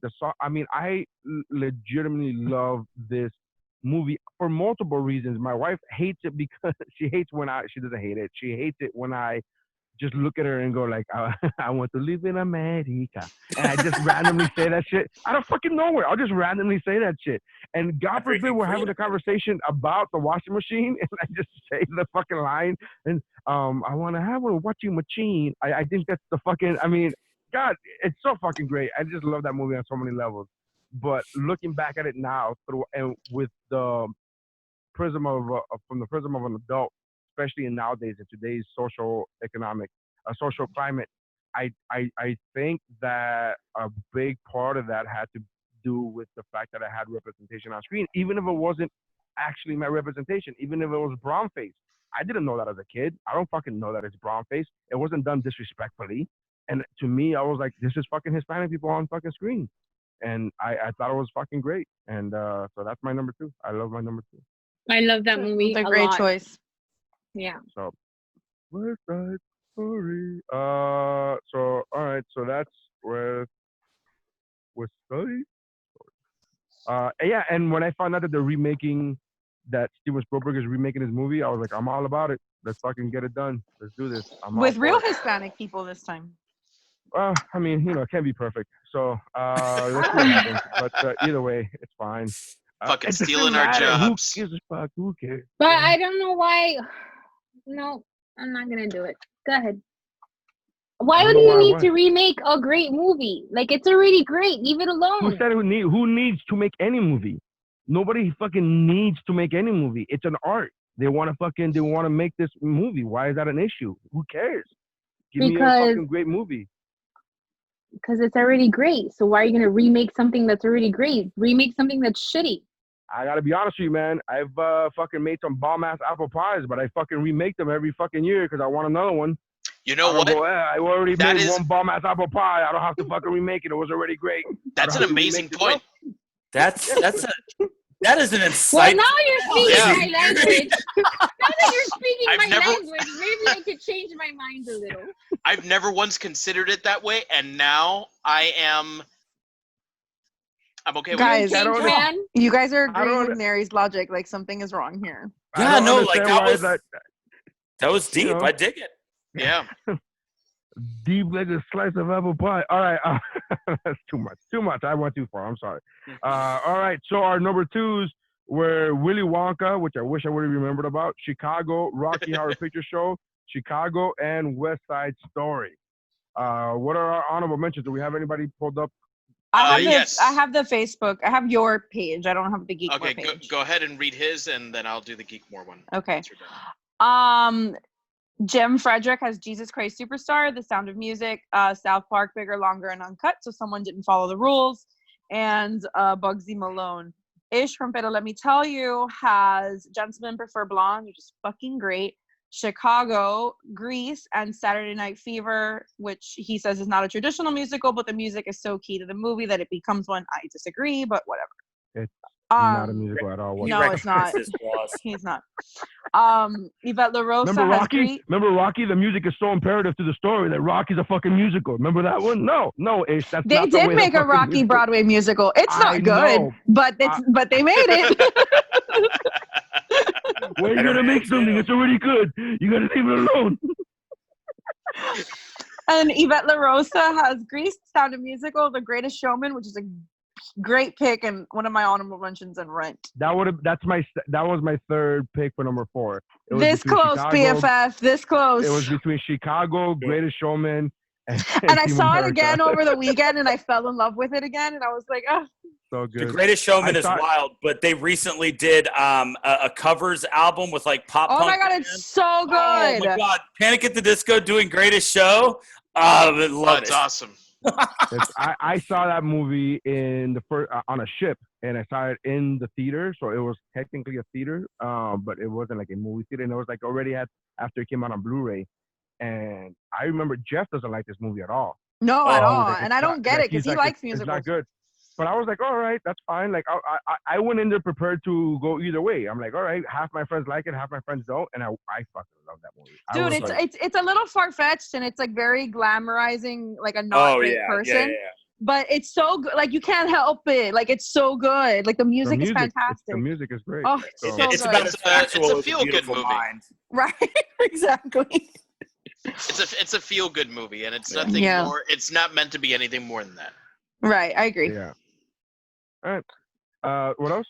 Any other picks? I think Dave has the Geekmore. On the Geekmore page, we've got Sandy Mira Navarrete on Moulin Rouge at number 4, La La Land at number 3, Mary Poppins number 2, Greatest Showman, Les Miserables, and Rocky Horror Picture Show are honorable mentions, and number 1 is Hamilton. Carlos Navarrete. Here's a good question. Me and Missy talked about this. Missy and I talked about this. Is is it no, the other one, Mary Poppins. Mary Poppins, because he that's my is Mary Poppins allowed because there's animation. So I didn't put Mary Poppins simply because it's Disney. There's an extended animated sequence. But I would say that one can go either way. It is mostly live not action. A majority animation. It's not a majority. It's really only for one scene, though it is a lengthy scene. We're talking about maybe 10 minutes. Missy just said, "Oh, that doesn't count," and she brought up the animation scene, and I honestly quite forgot that there was animation in that movie. I'm like, "Oh, that's right, there is animation." Well, because it's when they're in the painting, but I think didn't you put in the status that Disney doesn't count or something like that? Animated he said Disney and or animated movies don't count, but there was no distinction as to Disney animated or Disney live action. And I personally wouldn't have put any Disney ones there, just because I think Disney movies are in a class of their own. Yeah, I agree. Yeah. That would have changed things, though. If I would have thought about it the way you guys are talking about it, that would have changed things, because I will die for Mary Poppins. I'm glad we left Disney off it. This would have made it so much harder, to be honest. Yeah. Mary Poppins would have been on my mouth. Disney Mountain. All I'm hearing is we got to do a Disney musical mountain. So Carlos Navarrete had Moulin Rouge at number 4, Greatest Showman number 3, Hamilton number 2, and La La Land number 1. Helen Garrastazu Izquierdo had Music Man, Grease, Crybaby, Little Shop of Horrors. And Crybaby's good. Crybaby's great. But I do also love Grease 2, Mary Poppins, and oh my God, who loves Grease 2? Oh my God, Grease 2? I really like. Get out of here! I really like this until you put Grease 2. Get off my lawn! Grease 2 is terrible. Oh. And someone named Jose Perez just put 1776. That's it? Just 1776? Just have a statue. I don't even think that there's a movie adaptation of 1776. I think he means Greatest Showman. Or, Hamilton. I think he means Hamilton. Because 1776 is a musical. I just don't think that there's a movie adaptation. I could be wrong. Okay. Sometimes people make mistakes. Yeah. Sometimes they do. 1776 is a 1972 American musical drama film directed by Peter H. Hunt. There you go. But it is a stage musical, so that's why I was.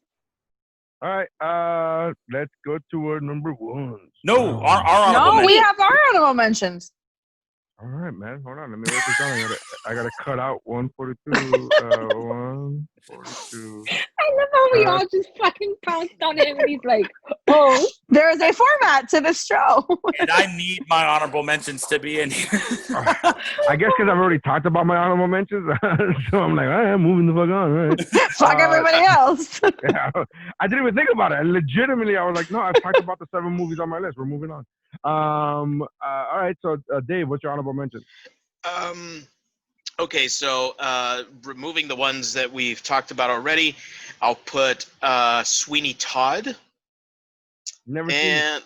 Good pick. Oh man, really great, really great. Really good. I've seen bits and pieces from it, but those bits and pieces were in The Office. And I try to never be this guy. I really do try to never be this guy, but I can't pick that movie because Helena Bonham Carter cannot hold a candle to Angela Lansbury. No, nobody can hold a candle to Angela Lansbury. I really try not to be like that, but there's just I love that movie, but there's no way I could pick it because of that. I also just don't like that the nepotism of Helena Bonham Carter being in there on principle because she just can't sing. And Mrs. Lovett like carries that show. Yep. So but whatever. When you're fucking the director, I guess you can get in anywhere. So. That's how it works. Yeah. There's actually a whole subgenre of fucking porn that's exactly that. There's like There's casting couch porn. Yeah. Are you saying that like I don't know if you're saying that mockingly or like I don't watch a lot of porn, so I don't know. That's literally the name of a channel. That's literally the name. It's casting couch porn. Yeah, it's like a whole website. Oh, okay. Well, good to know. Wait, but is this like vintage like footage or like recent? No. It's a whole thing. It's like a black. I don't want to ask Pornhub. So wait, I could go to Pornhub right now and look for casting couch porn. Yes, and it will have its own channel, and it will always be the same black leather couch. Okay. And no, there's 2 of them because Net Video Girls uses a white couch sometimes. So is it like the? From what I hear, is it the black plastic couch with like the round arms? It's like that. Yeah, no, the whole thing. It's the whole thing, and it's thousands of videos. It's not like no. One of 3 videos. It's thousands. I'm looking this up. It's an empire. Yeah, okay. You're welcome, Dave. Turn off your volume Dave. right now. Mute yourself, Dave, for the love of God.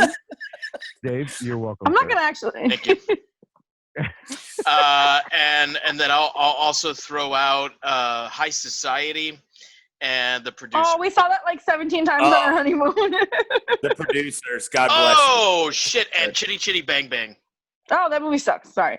I'ma hold my tongue. Can we just say, going back to the Angela Lansbury thing, you're like, oh, she can't hold a candle. Like, not to be that guy, but it's fucking Angela Lansbury. Like, you can't, I know, but Lumiere. Lumiere could not hold a candle to Angela Lansbury. See what I mean? I know. Right. That was good. That was good. But it's just, and like I said, I really try to never do that. But I knew the Sweeney Todd soundtrack for so long before I ever saw it as a movie. I've never even seen a live production of it. I've only seen that movie. But I knew the soundtrack with Angela Lansbury. And when I went and saw that, it came out on Christmas Day. And me and my mom went and saw it together. And I was so excited for it. And Helena Bonham Carter just dropped the ball so hard in that movie. Dan, if you'd like, you know what other ball she dropped? Dan, I may or may not have a subscription service that has the original Sweeney Todd from the 70s that I may or may not be able to give you a login for. I will. What's the mystery? Yes or no, bitch? Like, what are you doing? I don't want to get in trouble. They're always listening. She doesn't want to tell. She doesn't want to let people know that she has a subscription to Pornhub Pro, and that she has the login. We get it. All right, Missy, what's your honorable mention? Oh, 9. Right. Oh, 9 is good. 9 is good. 9 is good. 9. I An American in Paris. But 9 is fine. I can't do this shit sober. What was I thinking, man? 9. An American in Paris, and La La Land. I really like La La Land. La La Land is great. Something about La La Land. I gotta be honest. You didn't like it? I mean, this is. I didn't dislike it, but I couldn't understand what made everybody latch onto it so much. The jazz thing. I didn't dislike it, but I was just, I watched it and I was like, it just, like it wasn't. Were you bad. underwhelmed? Yes, underwhelmed. There we go. I was just underwhelmed. I think that happens. Sorry. But what that movie to me, aside from the element of jazz and all of that, the story itself, and just seeing Emma Stone and Ryan Gosling like so out of what we're used to seeing them in, I was completely enamored by that movie. And I hadn't been to Los Angeles when I watched that movie. I hadn't been yet, and I fell in love with the city.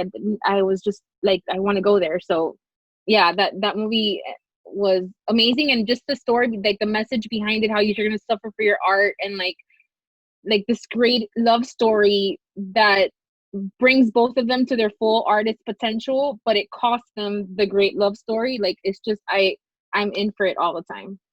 I think that one suffered for me, just so many people hyping it so much that then when I saw it, that happens.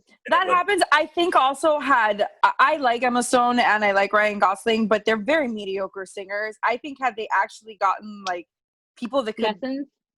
No, but like actors that are Like known to have better. Shut up. Like actors that are known to have like better singing voices, like people that are just like known as like that triple threat.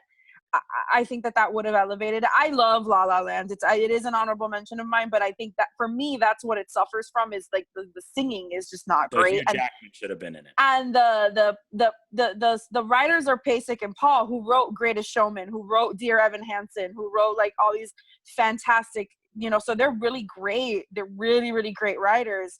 But they need to be sung well. And I think everybody that's told me, everybody that I know, you guys are the first ones to say that you love the movie so much.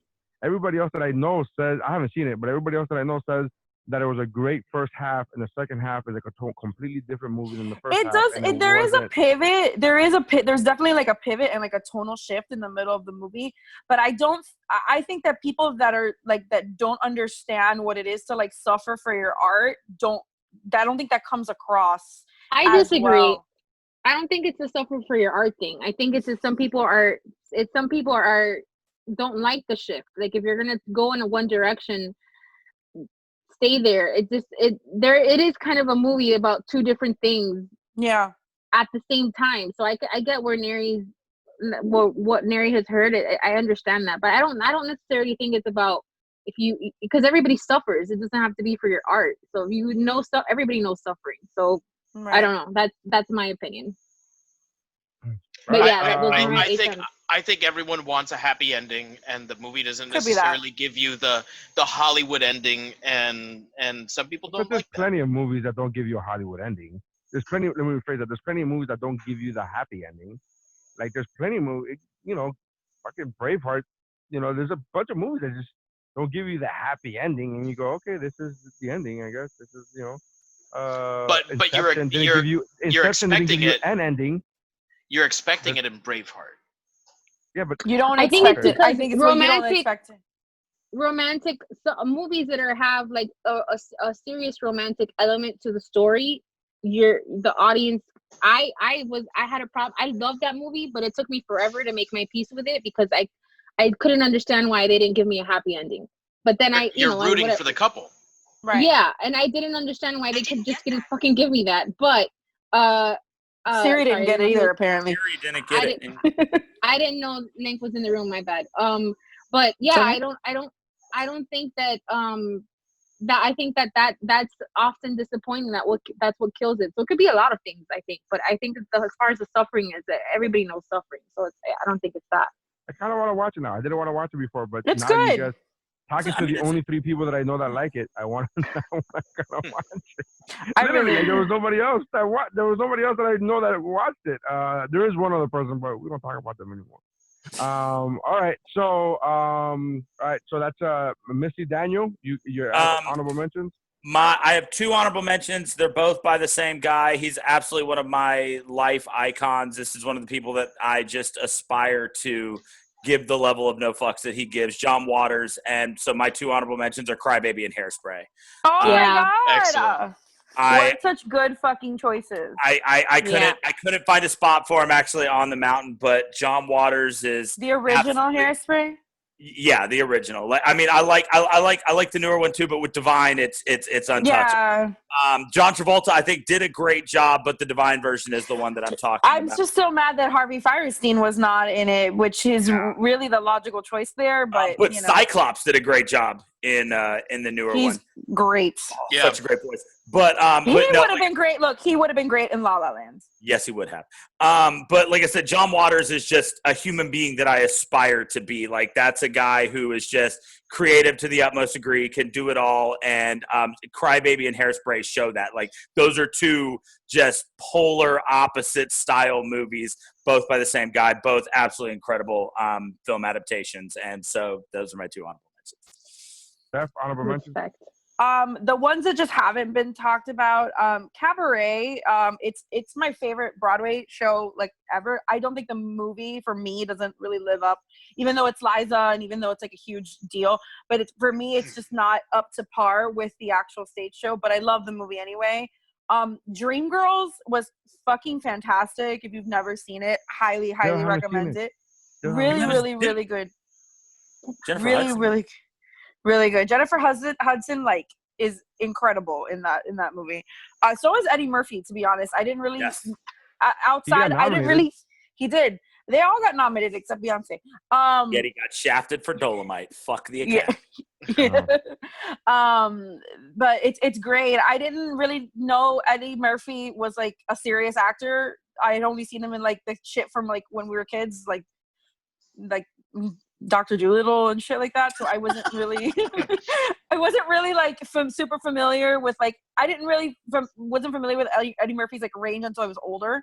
So Les Miserables, which I can't believe hasn't come up yet, is fucking amazing. And then Gypsy and All That Jazz. All That Jazz is like a semi-autobiographical telling of Bob Fosse's life. Which is really great. It's a little bit off the cuff and a little bit like obscure, but it's really good. I prefer, the only reason why Les Mis didn't make any of my list is because after watching it live, I would much rather watch the show than the movie. The movie is dark. I mean, the show is dark. The show is dark, though. Yeah, but wait a minute. The show is not like happy ending. Wait, you guys didn't see the one with Jim Carrey? He just walks in and juggles for 5 minutes. You guys, can I be honest with you? The one where Kirk Cameron played Jean Valjean. Oh my god, he still would have been better. He still would have been better than Russell Crowe. I would be more afraid to watch a Jim Carrey Les Mis because that dude could go fucking dark. Oh yeah, and he could go super dark. I know, but I was like, the moment you said it, I was like, oh, that's funny. I'm like, oh no, that was he would be great. Dude, I love him. This dude goes He's legit so cool. dark. He'd be good as Thenardier, I think. I did not put Les Mis because I thought it was awful. But my honorable you can be wrong. That's fine. My honorable mentions, as talked about before, are sorry about that. Team America, Greatest Showman. I love the fact that I played Team America. And there was another one, and it blanked on me, and you guys like briefly brushed up upon it. But I do enjoy Hairspray. I do enjoy Hairspray. That's funny. I do enjoy Hairspray a lot. Hairspray's good. I love Hairspray. A good friend of mine played with was on Broadway with it. Rest in peace, John Pinette. Oh, John Pinette. Yeah. So yeah. Now I'm getting emotional thinking about my friend. But those are my honorable mentions that we haven't talked about. I know there was a couple other ones, but at this point we got to keep it going. All right. So number one. Round one. This is your last chance. After this, there is no turning back. Do it. Come on. All right, number one. Dave, hit me with your number one, bro. Well, my number one is no surprise because it's been tabled. It is Rocky Horror Picture Show. Hell yeah. Okay, I need to know who DeBona has played in this show. All right. Well, wait, but let Dave. I want to know too. All right, so I have shadow casted this movie. Let me be 100%. That's even better. What are you talking about? I was. So have we, and some until- of us did not sign up for it. Until very recently, I was in a burlesque troupe here in Tuscaloosa, and we would shadow cast this movie every year for Halloween. I have been Brad Majors. I have been Dr. Frankenfurter, and one year I played Eddie and Dr. Scott in the same production. Okay. Nice. So we tricked Neri into going to the Shadowcast at SuperCon. We didn't last trick year. him. We were at SuperCon, and he texted us, and I was the only one that answered him. And I was like, "We're in this room, hurry!" And he walks in on the shadow casting, and he sits down. He goes, "What the fuck did I just sit down?" I'm like, "You fucking can't leave. You can't leave. Like that's it. You're here." So, and that's why. He was like, "What is this?" We'd play the movie behind us with the audience. And then we would act it out, and then during certain scenes, a couple of our performers would do things, but for the most part, we acted out the whole movie. And like I said, I was Eddie and Dr. Scott in the same production. I was Brad Majors one year. That was a ton of fun, and I have been Dr. Frankenfurter one year. And oh my gosh, this is amazing! It's hard. So many videos. That is, I can imagine being Dr. Frankenfurter, even without actually having to sing, is probably the hardest thing I've ever done on stage. Did you wear like 6-inch heels and shit? Oh yeah. Yep. Wow.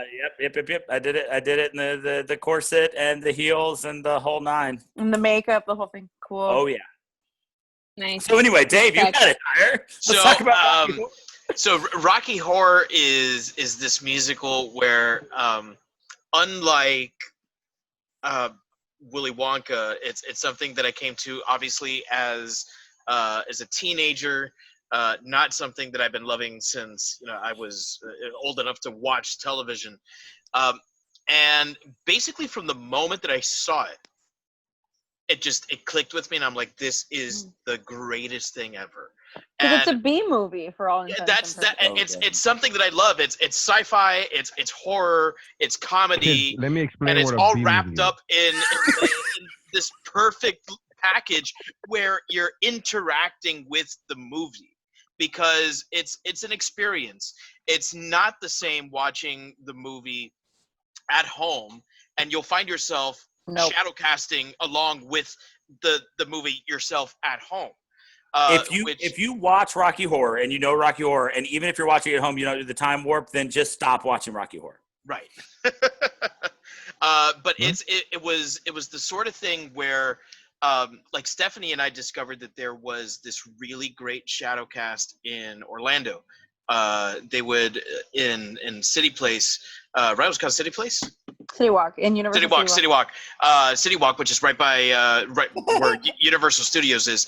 Every other week they would do this shadow cast, and so we would go up once a month. We would schedule our Disney / Universal Studios trips to line up so that we could go to the shadow cast every single trip, and we would drive 250 miles out of our way to go see this incredible shadow cast, because it's that much fun. And then when we started realizing that was just a little bit unfeasible, we'd go to one that was more local, and it's the kind of thing where every now and then when we're like, okay, well, we got to clean the house, we'll just put it on in the background and sing the songs and interact with the television. And it's one of these things where I love it so much. It's such a part of my life, and it has been for the last almost 20 years. And it's something that I love to introduce people to, and I feel like you don't get to do that enough. But when you do, and you get to see this this look of, I'm too dignified to be here. Yes. And then slowly that starts to come down, and until what you're left with is just this, despicable person, which is what you are also. And I love that. I love being despicable with people. We all can acknowledge it. It's like a shitty movie, though. Like the movie itself is not good. But it's incredible in its mediocrity. Like, and for anybody who may be listening to this who's never seen it, this cast includes Tim Curry, Susan Sarandon, Brian Bostic, and Meatloaf. Like, it's not like and these. Still, it was a shitty movie. It's like all of that, and still, it was a shitty movie. It's not like these. It's not like it's something that you're gonna watch and you're never gonna see people again. So many of these people have gone on to do incredible things. It's a movie with the most ridiculous premise that might have ever seen a major screen release. It's more ridiculous than Little Shop of Horrors. Yeah. Yes, exactly. But what was the one where John Candy was in that Dan Aykroyd played like a pig guy? What was that movie? I have no idea what you're talking about. But well, he played a judge, and he like all deformed, and he was like a pig guy. And Dan Aykroyd, I'll look it up. I'm saying that's a fucking pretty disturbing movie. But it's just it's so much fun to watch, and even if you watch it at home and you're still not 100% bought in, if you ever get an opportunity to watch a cast that's obsessed with it and knows the callbacks, and that's the thing. This is one that Rocky Horror is one that the film, not just the stage show and the film are one and the same.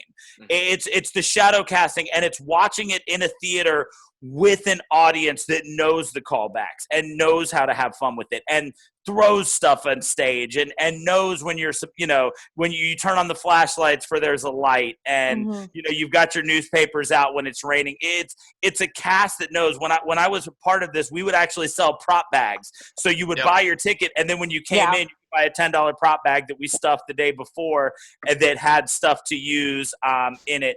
And it's such an experience to be a part of, even just being the audience in Rocky Horror. I'd been an audience member for so many times before I was given the opportunity to perform in Rocky Horror. And it's something, the closest thing I've ever gotten to was I did one time go to a midnight showing of Priscilla, Queen of the Desert, and it was close. It was close, but even by being close, it was closer than anything else, and it was still a mile behind what a good Rocky Horror Picture audience is. Let me ask you something, because I've always heard like this urban legend almost of like during the Sword of Damocles where like people are supposed to like get naked, and I had never seen it. Like, have you ever seen the crowd actually do that? So we actually would have to make a disclaimer that like before the movie, we would be like, look, we encourage you guys to participate, but we would always say, but in much the same way that we're not going to get naked on the stage, we have to ask that nobody get naked in the audience, because we will get shut down. And if you love that we do this and you love what we do here, we need you to follow the same rules that we do.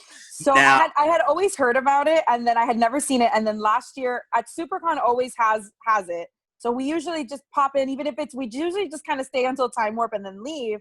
But we had some friends of ours with us that had never seen it, and they were like really fascinated with like the whole thing that was going on.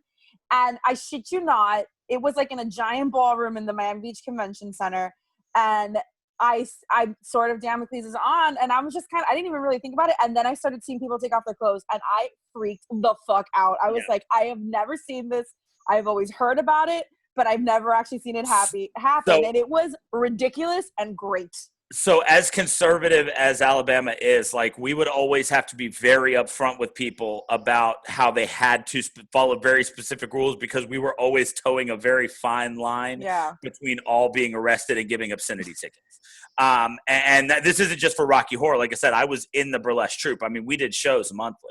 Right. And so we did always make that disclaimer. I've never actually seen anybody get naked during Sword of Damocles, but I've heard it happen. They didn't really get naked. They went down to like underwear and stuff, but still it was like, we encourage that. Like, before I was ever in it, I used to just always go wearing, tighty whities and a button down and my glasses. Like, that's how I used to go to Rocky Horror. And that's how I ended up getting cast. That's a logical. So anyway, it's just it's a show, it's a movie, it's a show, it's an experience. It's like I said, it's actually my favorite that's on my list. But when I get to my number one, it was more influential to me. But Rocky Horror Picture Show. I kind of did the reverse where Willy Wonka is definitely the more influential one for me. But my favorite is definitely Rocky Horror. And from a movie standpoint, I've talked about it before. I'm a huge fan of the old British Hammer horror movies, my God, me too. And they used the old Frankenstein equipment that Peter Cushing and Christopher Lee had used in the original Hammer version of Frankenstein, and so to see that being used to create a Frankenfurter monster is awesome. And then the music itself is just fucking phenomenal. The filming techniques are callbacks to Hammer horror as well, with some of the zooms and the smash cuts and the way that some of the sound effects and stuff like that. It's really untouchable as a movie and as an experience. So yeah, like I said, it was my number 2. I know it was your number 1. It's so much fun. Yeah. All right, Missy, what is your number 1? My number 1 is Singing in the Rain. Whoop, whoop. When's the last time I watched it? This afternoon. I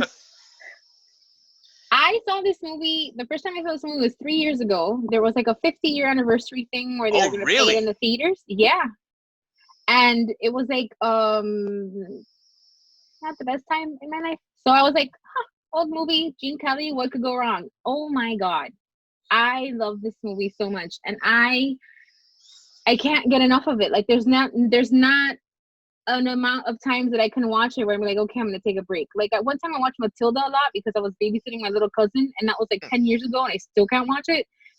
This doesn't happen with Singing in the Rain. There's nothing. First of all, Gene Kelly. I never thought I could love a dead man, but here I am. I love this guy so much. Everything, like beyond Singing in the Rain, he's so iconic. He's so good at what he did. I don't mean this in a pervy way, which I shouldn't have said because now it's in your head. But the dancing in this movie specifically is it's fast, but it's like the movements are so fluid that it's like you can't even imagine that it's actually choreographed because it's just flow. The chemistry that he has with the rest of the cast is just amazing. Debbie Reynolds, oh my God, I love her so much. She was such an icon. Yeah. And she has so many good movies because this is what happens when I discover a movie that I haven't watched that I end up liking a lot. I just deep dive into everybody's, like, the entire cast live. So I own a lot of Gene Kelly and Debbie Reynolds movies now as a result of watching. I like the fact that Debbie Reynolds, when I hear people talk about this movie, they say Debbie Reynolds did everything Gene Kelly did. She did it in heels. And I was like, fuck. And then you start looking at it and you start looking back, start looking at all the dance sequences, and she fucking matched Gene Kelly literally step for step. Yeah. Both of them. In fucking heels. In heels. I was like, oh my God. Every time I wear heels, it does not go well. The thing is that Debbie Reynolds, as a dancer, she's an amazing actress and she can sing, obviously. But as a dancer, there's another movie that she did that was released around the same time that Singing in the Rain did. It's called, I mentioned it to Steph earlier today. It's called I Love Melvin. Yeah, and it was released the same week as Singing in the Rain.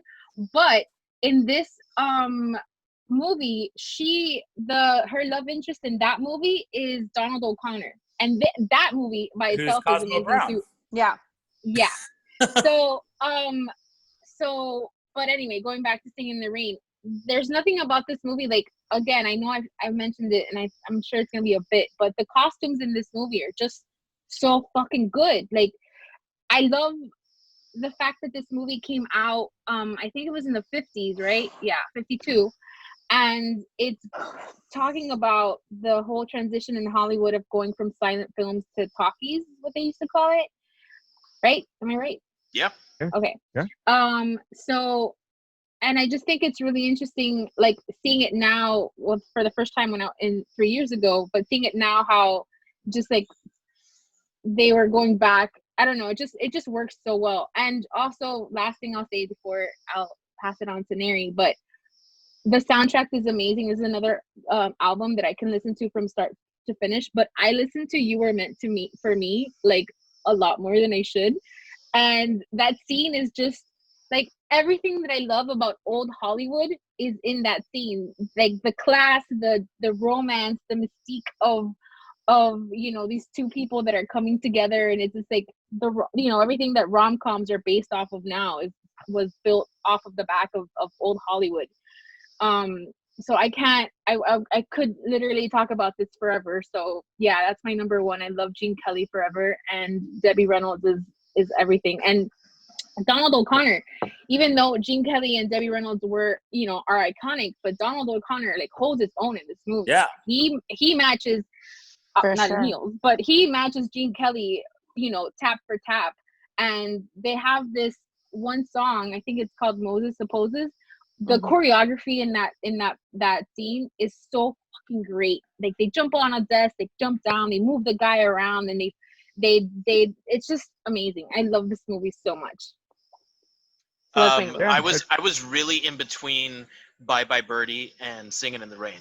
And the only reason why I went with Bye Bye Birdie over Singing in the Rain is because I had not seen Singing in the Rain in a couple of years.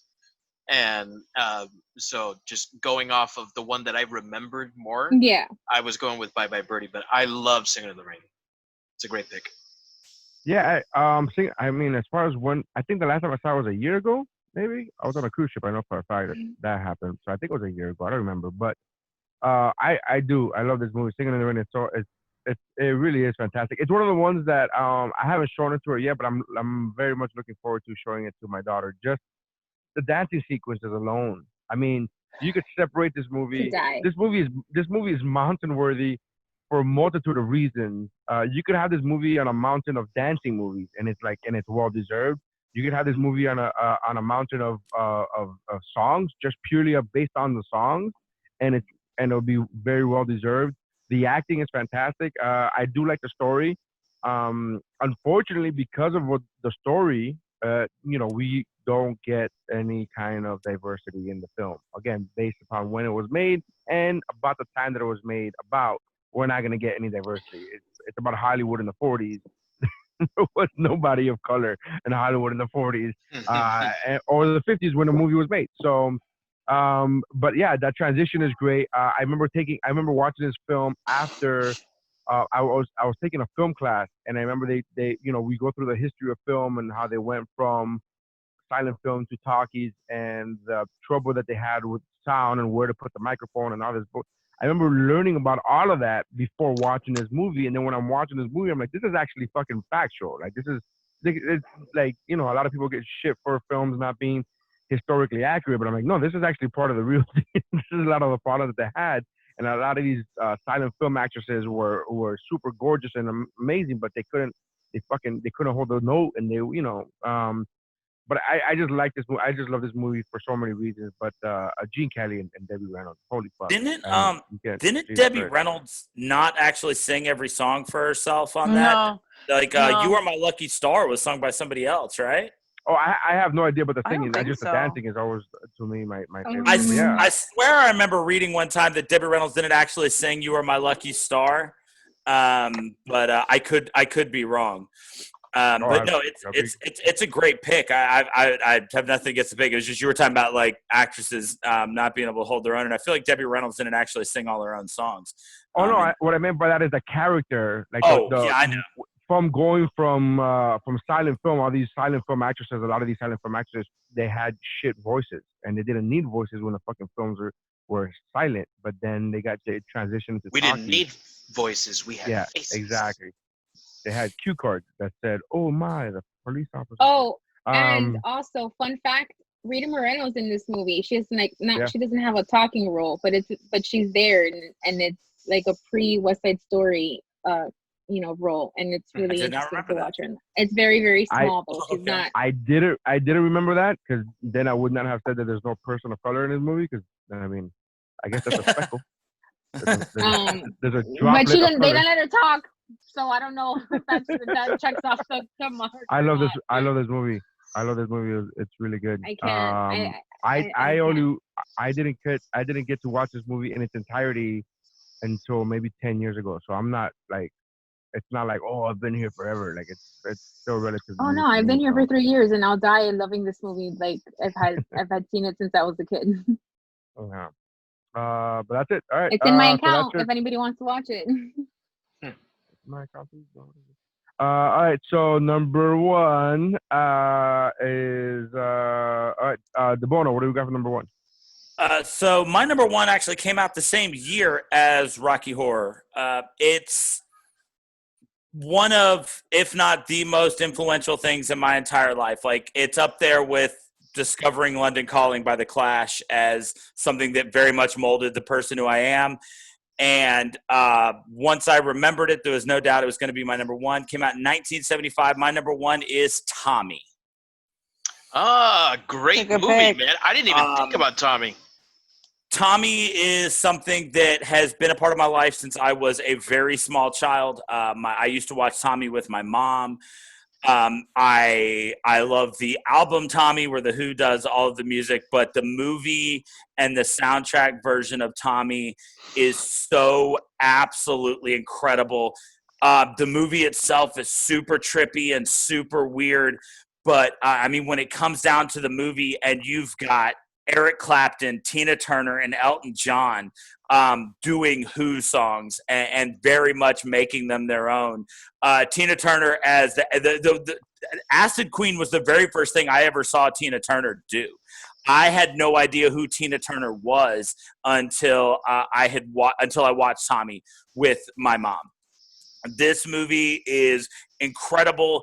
It tells this absolutely outlandish, ridiculous story that is held together by very thin lines that make any sense.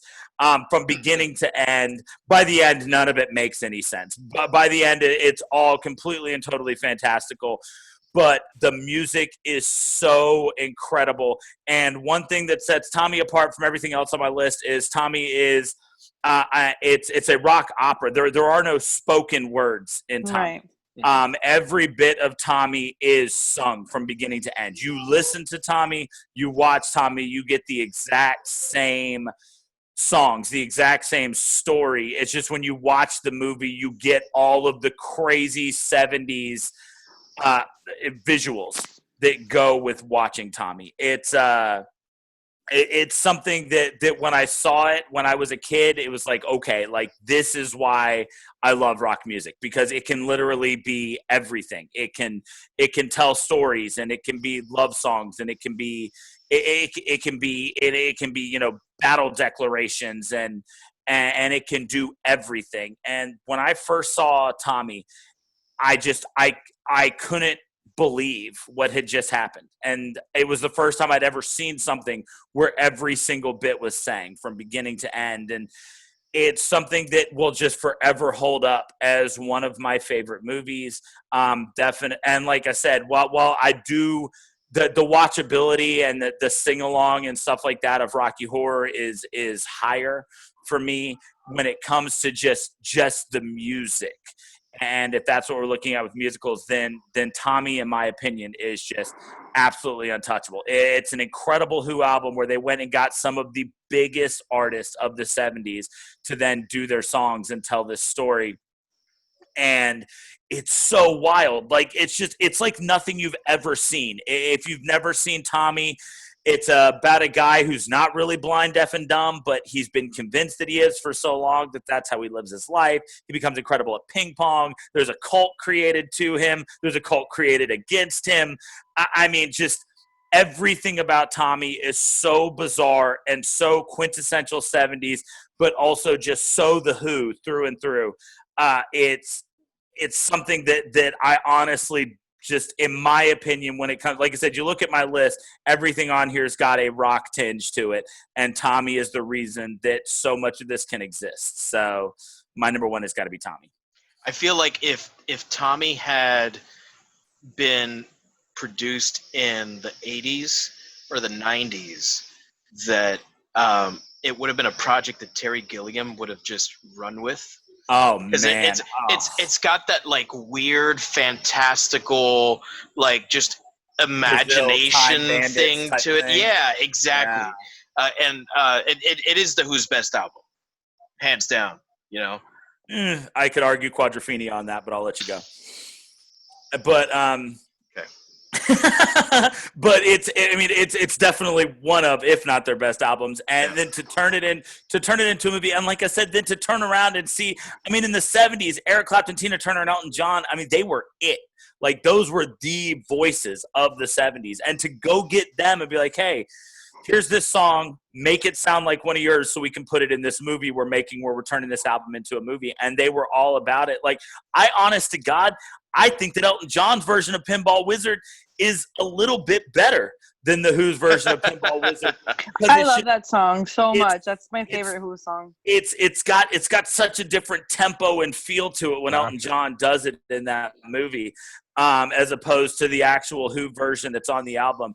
That it's just like I said, Tommy the Movie and London Calling by the Clash are like neck and neck for what made me into the person I am today.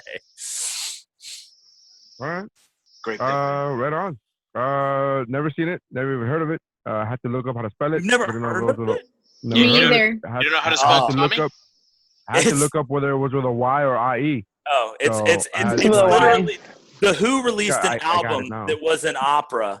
And then it was such a big hit that they got a movie deal to actually turn it into a movie. And then to go one step further with it, like I said, they went and got some of the biggest voices of the time to do the songs.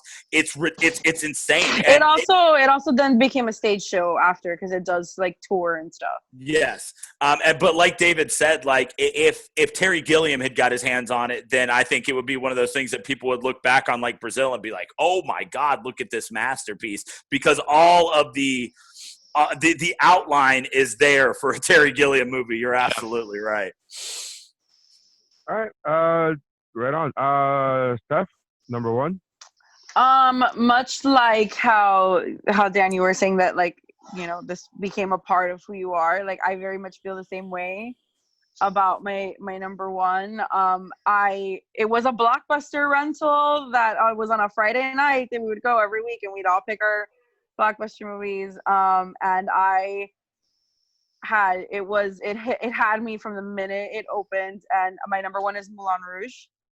That was the other fucking. Remember, I was like, there was an honorable mention that I'm forgetting. Team America.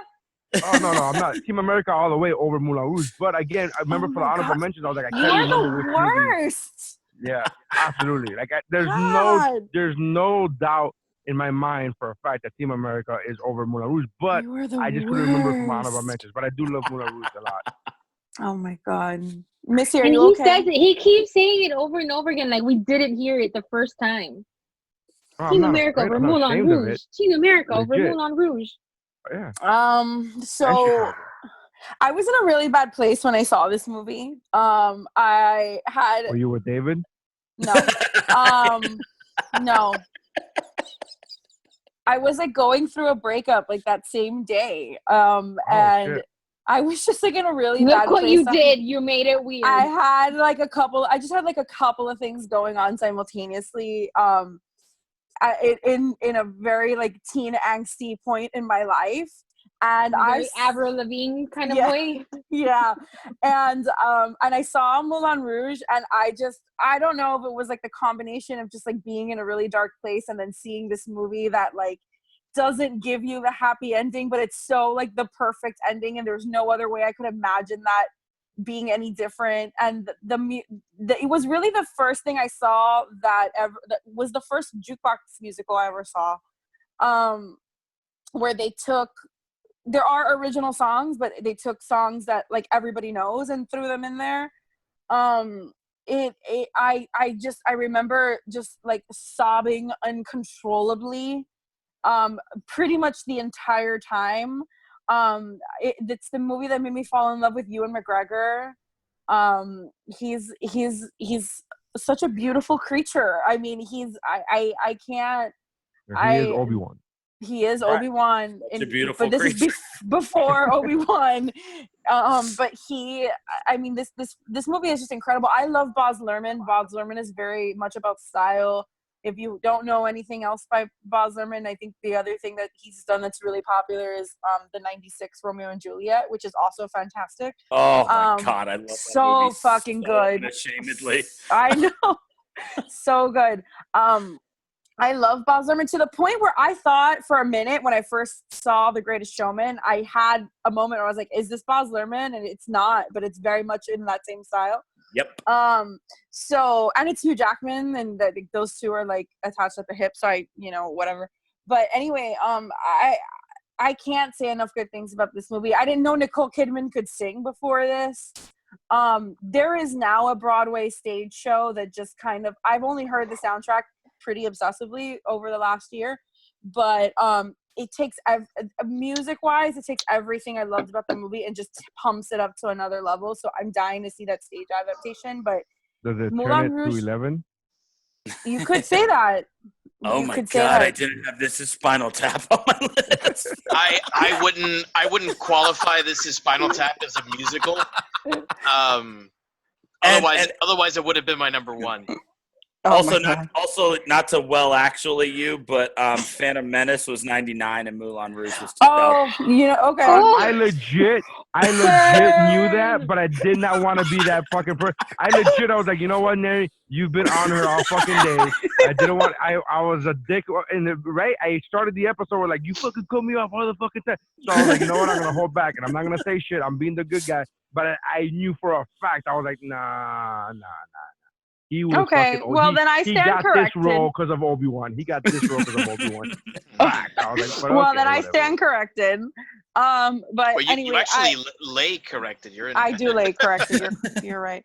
I love this movie. It's such a part of who I am. It's such a part of why I love musicals. There are certain, specifically with musicals, I think Missy said this in a conversation she and I were having earlier, like, they're literally magical sometimes. And the part of the reason that, like, I joke about this all the time, that I have like very specific parameters for like when I allow myself to cry, and musicals are part of that. It's because or when you meet actresses at cons that did musicals, or that that happened. Shut up. And then denies it, even though I'm looking at her face and I'm like, bitch, it's right there. It's right there. Whatever, go to hell. But the reason I love musicals so much is because I get so, like, I get moved by music telling a story. I really do. And I mean, like, I've even cried in like stupid music, not stupid, like, but like musicals that don't deserve crying. Silly. You mean like, no. Yeah. Nothing. Like, listen, man. Everything deserves a cry if it moves you. It doesn't. Whatever moves you, it moves you. Just because it doesn't move the masses doesn't mean that it doesn't deserve to get. I know it didn't make my mountain, but The Greatest Showman had me ugly crying. Yes, ugly sobbing, ugly sobbing. But like, I've even cried in like Book of Mormon. You know what I mean? There's like one specific like really sad scene in Book of Mormon that I was like, I was like, where is this coming from? But anyway, like, I cry a lot in Book of Mormon. It's just usually, accompanied with laughter. You also cry to stiff wind, so I mean, you do. So, but anyway, Facts. Moulin Rouge for me is just it took my love of musicals to another level. And I've always held on to it. And like when they announced like 15 years later that there was going to be a stage production, which from the second I saw it, I'm like, this has to be on Broadway. I don't know why it's not, but it has to be. I had a physical reaction to that announcement when it debuted. Like when I first heard it on Spotify, I was like a disaster the entire day. I didn't really do anything productive for like a couple of days after.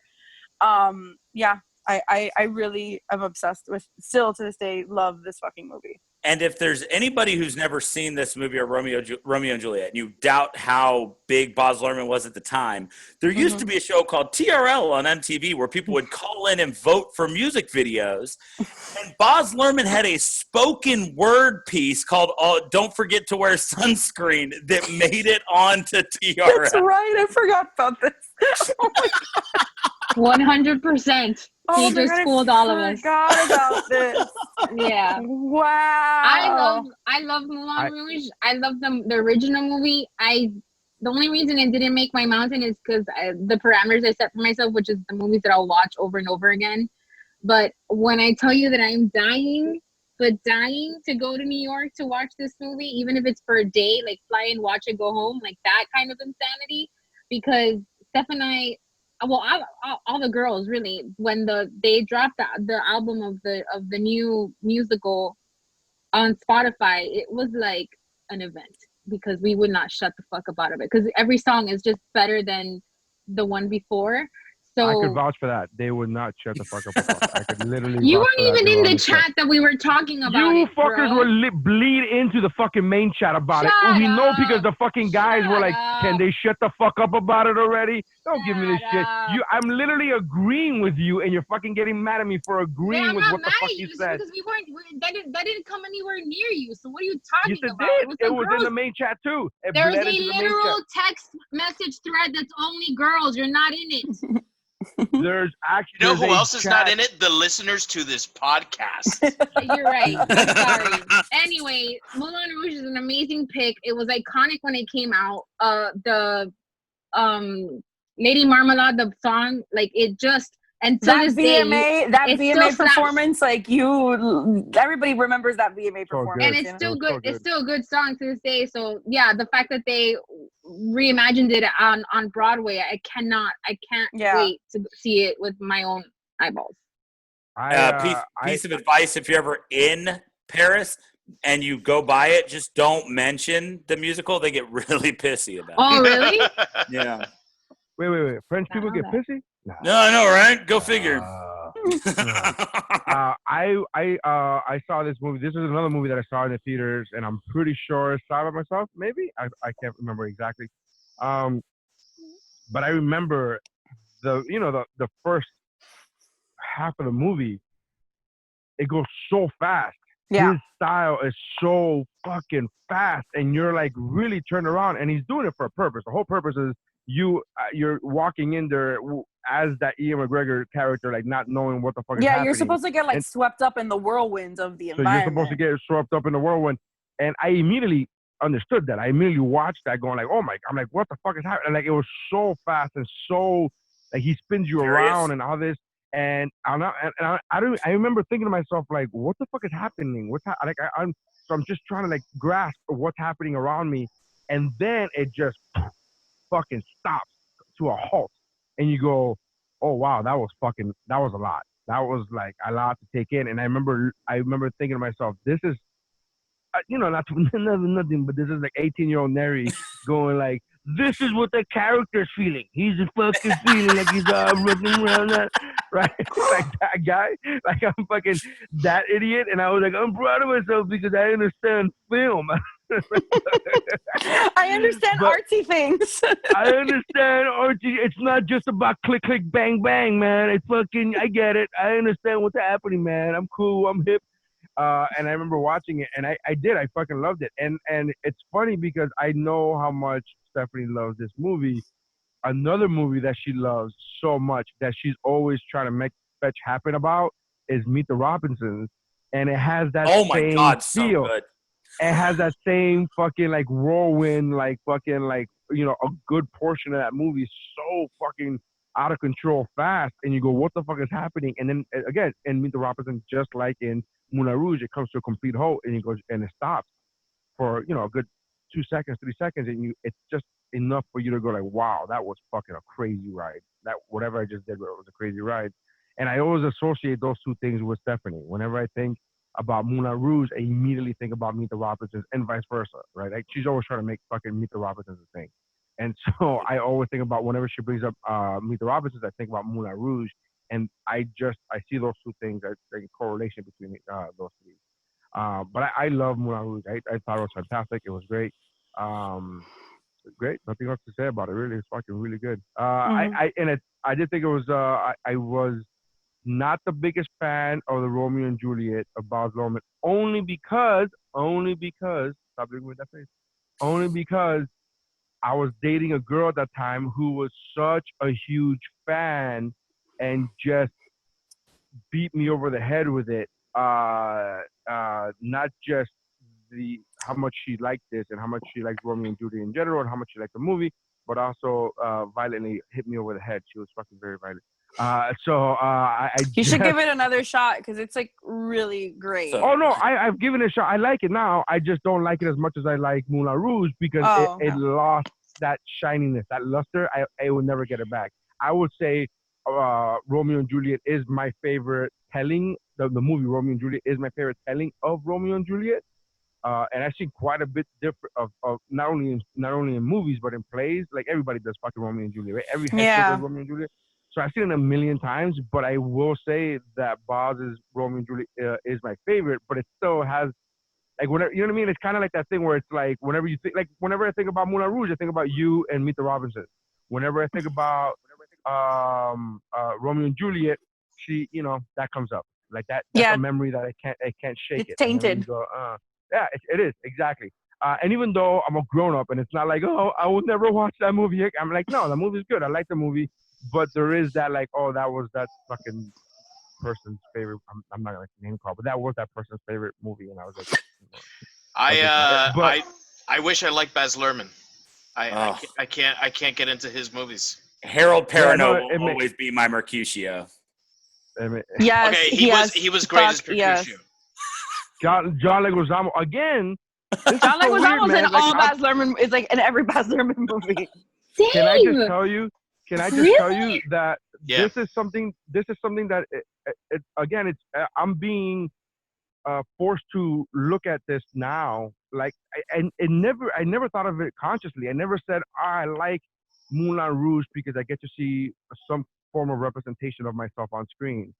But I do love the fact that John Leguizamo kills it. He's the shit, and he kills it. And it's something that it's like, hey, there's a person of fucking color in this movie, and I think that has a lot to do with the movies that I've liked, that I enjoyed. And again, this is not conscious. I'm not making this conscious decision, but I do think that looking back at it retrospectively, introspectively, I get to say, yeah, oh, this is something about this.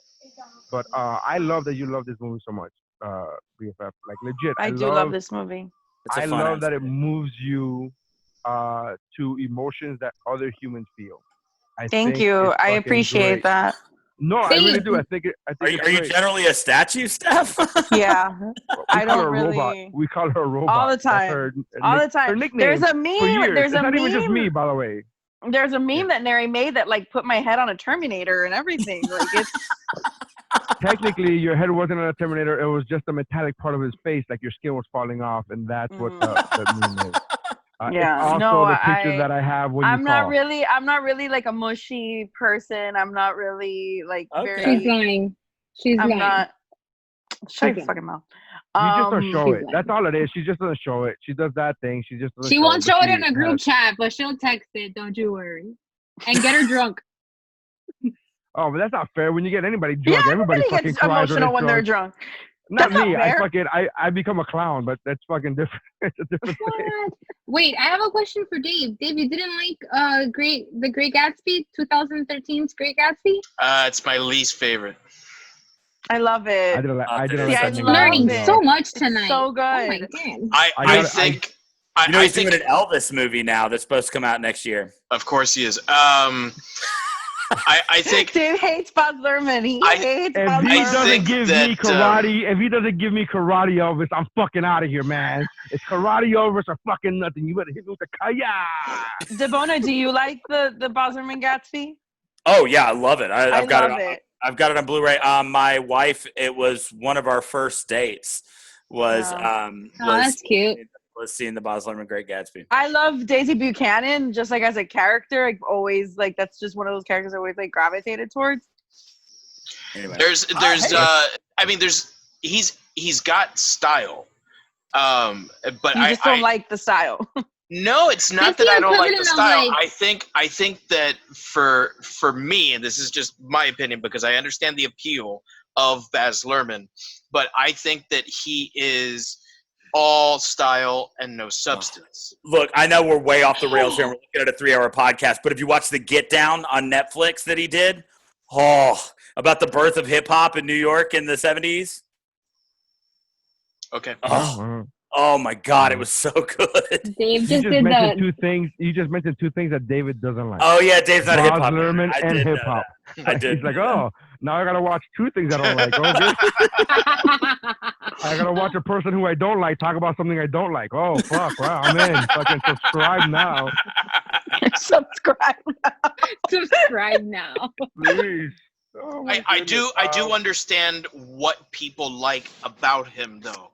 To me it's not like I don't understand it. I get it. He's just not. Well, nobody's calling you dumb. I mean, you know what I mean? Like, it's just, yeah. You know what you're doing though? You're doing you have a great personality, but let's just be friends. That's what you're doing with Bosner. No, I flat out don't like his movies. Yeah. Then you don't have a good personality. Then that's what you're saying. I gotta be honest with you. I'm not the big. I tried watching his Great Gatsby probably a year ago for the first time. I hadn't watched it, and I legit was like, I couldn't finish it. I had to turn it off. I'm like, I'm not feeling this, dude. I just don't like it. Just didn't like it. But I love all this other stuff, so don't come down on me. David hates him. Fucking get at him.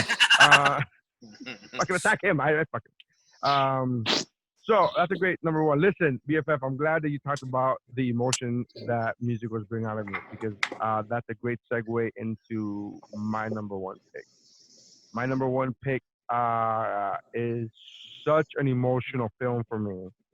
It has. I found myself watching this and delving deep into.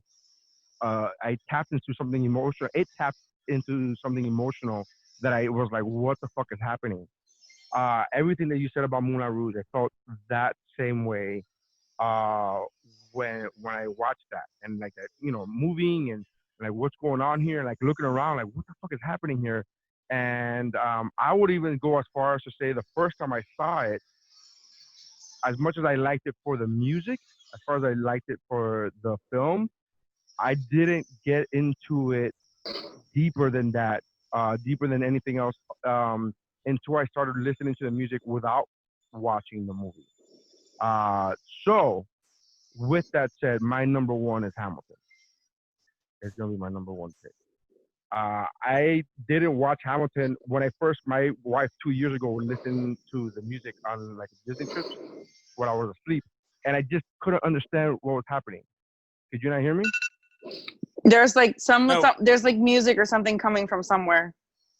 Oh no, I can hear you. I was just I just didn't know if you were sticking with this or not because I thought we were not doing filmed stage productions. No, that's what you said.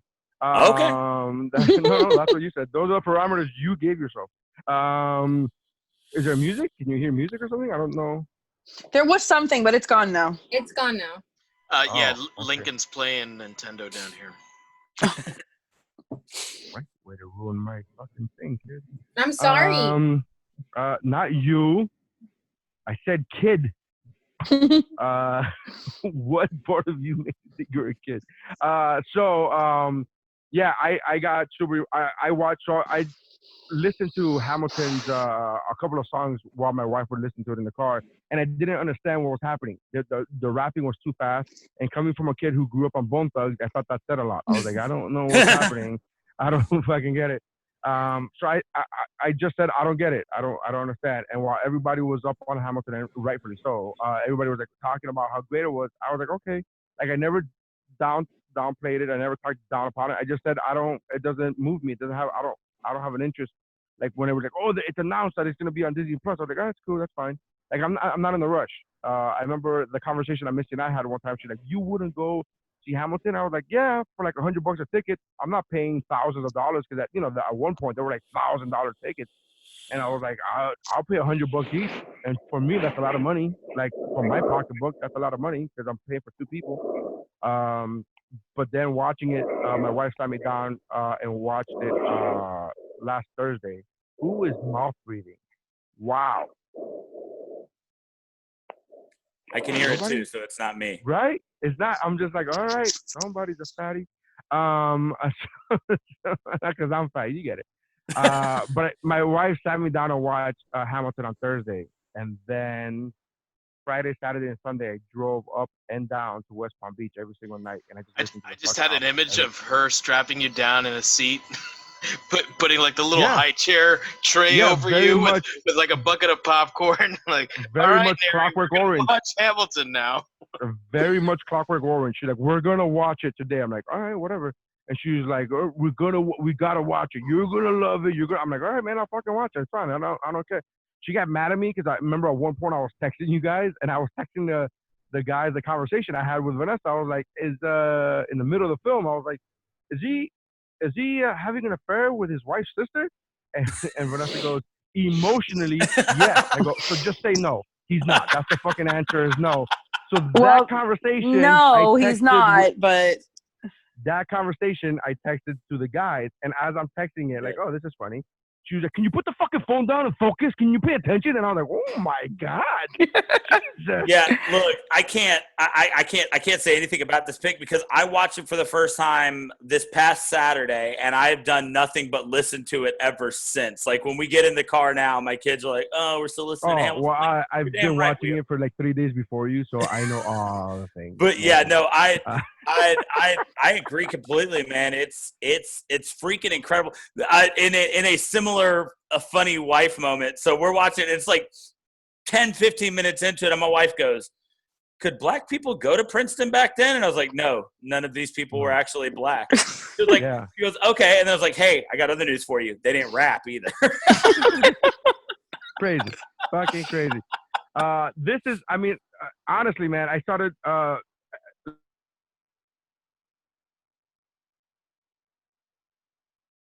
I was like now led into like, oh, I get it now. Like now I understand. Like her love and passion for everything Lin-Manuel, and every time she would text me something that he tweeted, I was like, okay, I guess. Like I was just like I just didn't get. I just did it because I didn't understand where this was coming from, other than taking the tweet at face value, right? So whenever he said something like, oh, good morning, don't let anybody, keep you down. And Missy would be like, and he fucking said, don't let anybody keep you down, so I'm fucking gonna. And I was like, all right, I Is get. that what you But hear when I now- speak? But now That's what we all hear. Yeah. Also, look, Daveed Diggs is so freaking good. incredible. oh my God, he's Oh, great. Thing. He's Just so like, fucking and for him to go from being Lafayette to his first Jefferson song being "What Did I Miss" and like completely come out, and it's a 100% tonal change from what he's been doing the whole time. Just everything about that cast is so wild. They're ridiculous. They're absolutely fucking ridiculous. It's outrageous. Like I was on like my second or third watch in the past week, and during Room Where It Happens at the very end, That's my favorite song. When Hamilton is like, you get nothing if you wait for it, wait for it, wait. It's like, oh, that's why he murdered him. Like there's like at that point, like, okay, so you just called out everything I'm about. I'm going to murder you now. Like that's how it works. Something that I've been doing in my rewatches is I've just been focusing on a different character.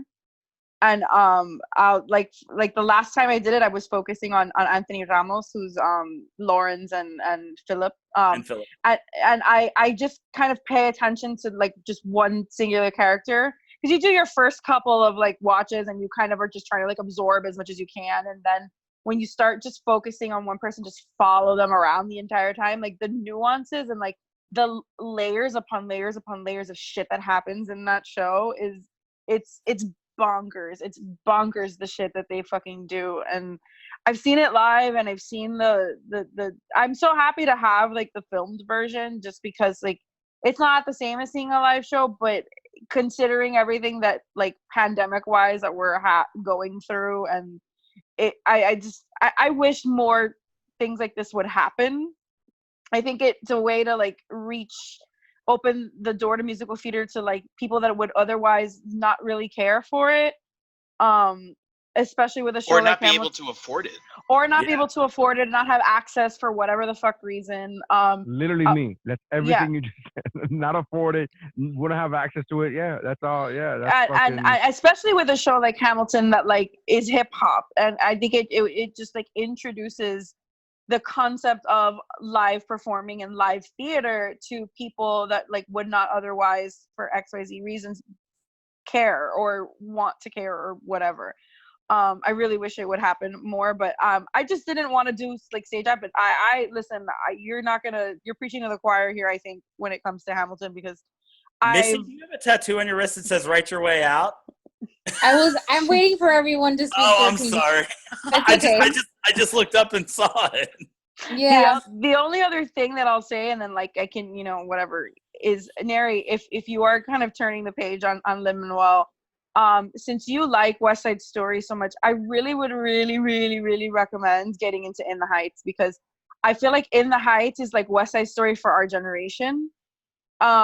It's about like the Hispanic community in Washington Heights, and like the child of or any Hispanic immigrant. It's so incredibly relatable. It's literally our culture, and it was put on a Broadway stage, and that hasn't happened others aside from West Side Story.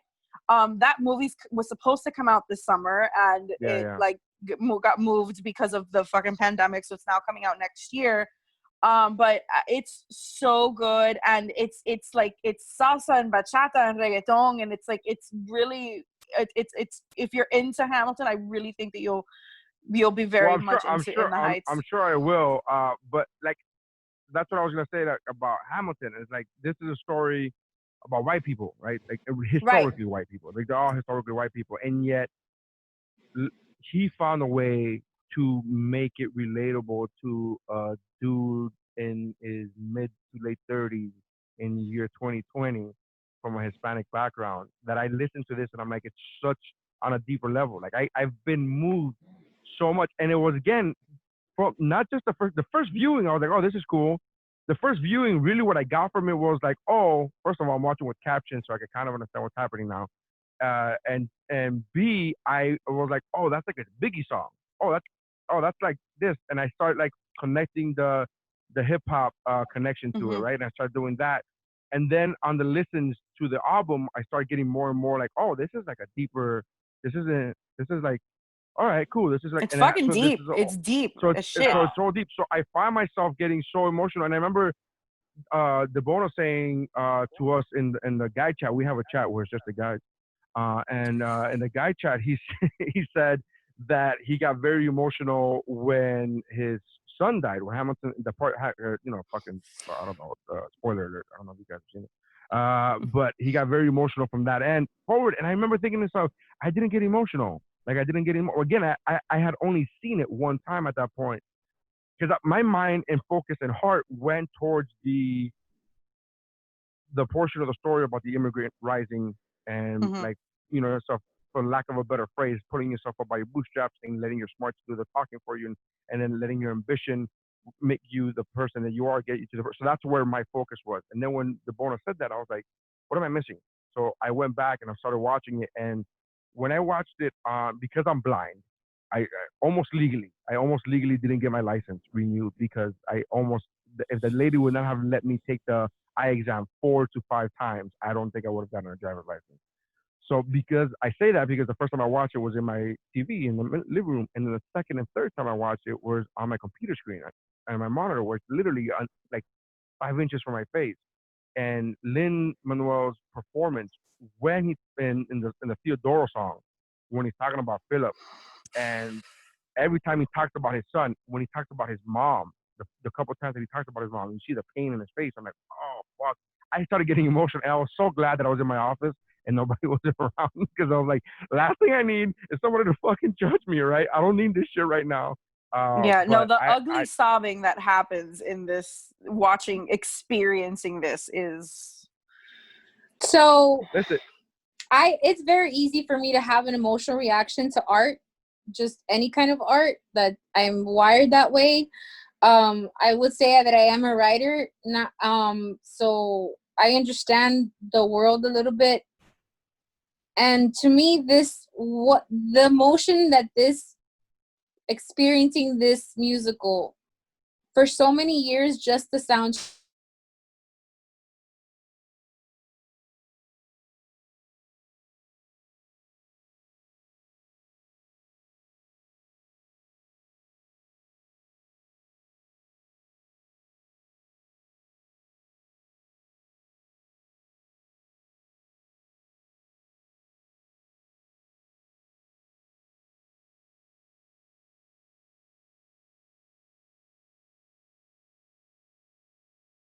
was time to finally decide. And I think that, you know, I'm really glad that you've given it like as much viewing as you have, because for the longest time it just felt like I was talking to you in a different language, because I'm like, this shit is blowing my mind, and you're like, let's watch something else. I'm like, what are you talking about?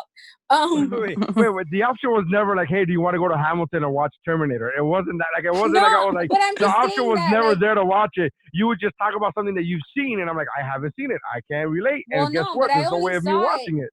I only saw it like a year ago. I didn't see it like I didn't see it like right when it came out. So I had this seen, came out in 2015, and I didn't get to see it until last year. So I was a fan. Yeah. So, but anyway, I just think that there's not a downside to this entire experience. The parallels between Hamilton's life and Lin-Manuel Miranda are just, I mean, and again, there's so many aspects that you can experience this. You can experience it from a creative perspective, where you know, Hamilton starts out as a writer and he uses that to change the world, or, you know, build a country from scratch, or whatever version you want to use. You can take it from a parent view, which I'm not a parent, and I can barely survive the parent you know, moments. So I can't even imagine, you know, having a kid and like projecting that kind of experience. You can experience it from Eliza's point of view, if you're a woman, and you know, the toll it took, like her experience as Hamilton's wife and all the shit he put her through. So there's just so many different ways that you can experience this musical, and I can't, there's nothing wrong with picking it number one. Just, you know, I think that I'm happy that you did, because it just, you know, you get it now. And the one other perspective that I will throw out there, that the reason that I've ended up loving this as much as I did, and if I'm speaking out of turn saying that I think this would apply to you as well, Neri, then let me know. But the concept of a guy who came from meager beginnings, you know, nothing beginnings, to being so obsessed with leaving a legacy that he will sacrifice anything and everything, because that's what matters, is that when you're gone, you know, people still know your name, right? Like this concept of you die two deaths, when you actually die and the last time somebody ever says your name. Mm-hmm. And so this concept of a guy who came from nothing, who's willing to work as many jobs and as many days a year and give up anything and everything for, you know, from family time to whatever, just to make sure that he leaves his mark on the world, is what really got to me about Hamilton. Because you know, we're sitting here recording ourselves talking about this, right? We're hoping that people are going to talk about what we talk about. We're hoping that people are going to listen to what we do. It's why I'm always doing stuff around the town. It's why I became a teacher. It's because it's this concept of your legacy being bigger than you were that really spoke to me when I watched Hamilton. Yeah. Just one last thing, Mary, when you were talking about how this is like the characters are all like white people, like famously white people. His goal with this was that he wanted to tell the story of America's past by the people in America now. So that's why he was really focused on like casting people of color and people from all different walks of life. It's such a wonderful for everything. The story of Lin-Manuel on how he got here. By the way, there's a documentary on Hulu talking about that follows Lin-Manuel before Hamilton, like what he did. You know, the freestyle crew one. I think so. Yeah, I guess. Yeah. No, that's something. Yeah. Okay. It's on Hulu. It just came out last Sunday. It came out last Yeah. Sunday. The documentary that came out last Sunday. Last Friday. I'm sorry. Anyway, there's he on so many levels, from the Lin-Manuel standpoint, like real life, to the story that was written, to Hamilton himself, the real Hamilton himself, all that. Everything, from the fact that all these people of color were casted to play white people roles. Like, to me, this is the best example now, and not to get on a soapbox, but like I really dislike the topic of people saying like you have to get XYZ to play XYZ part. Like, no, but it's fucking acting. That's bullshit. This is not supposed to thing. And I think Hamilton gives the best example of that. I was talking to my wife saying, like, we were listening to the Winter's Ball song, and I was like, can you imagine anybody else playing Angelica? And she was like, no. And I'm like, but they're supposed to be sisters and they fucking don't look anything alike, but we believe it because it's fucking acting. That's what it is. Like, it's a whole different, like, that. Why do we care about who plays what role? As long as everybody gets a shot, who gives a fuck is my whole thing. But I love that whole story. I've read up on like, history is one of my favorite subjects, specifically American history, right? And I've read up on so many of these people that I'm like, what the fuck did he do? I want to know what he did. Let's go back. Let's go look at what he did in real life. Hercules Mulligan was a real person? Dude, Hercules Mulligan, he's one of my favorite fucking characters, dude.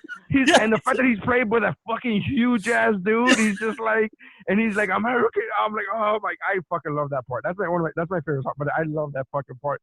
In Yorktown, it's so good. Yorktown, man. I'm telling you. I had an emotional reaction to the line, immigrants, we get the job done. Everybody does. When you see that shit live, like, the reaction that the crowd gives every fucking time that line is said, it's like, it gives you chills. I've only seen that happen really in one other show specifically about immigrants, and it was watching On Your Feet, because there's like a scene where Emilio's talking to some like record executive, and they say that he's like not American enough. And he says, this is what an American looks like. And it's like, it's such a crazy, like, visceral reaction that you get because, like, because of everything that it stands for, and like everything. That, like, yeah, it's incredible.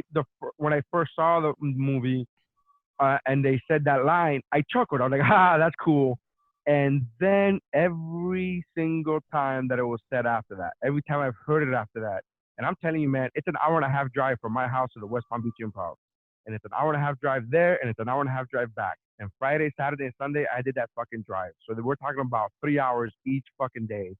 And every time I heard that line, it went from like, oh, that's cool, to like, oh, this is, like, it just kept hitting me harder and fucking harder every time. And I was like, I don't, whatever. It's been over a 3-hour podcast, so we're gonna wrap this shit up. And I'm sure people are like, well, yeah, you could have just fucking made it the Hamilton podcast, asshole. You don't gotta be a dick about it. I'll see if I edit some shit out. Dave has been weirdly quiet. I don't know what happened to Dave. Hey, he's down there.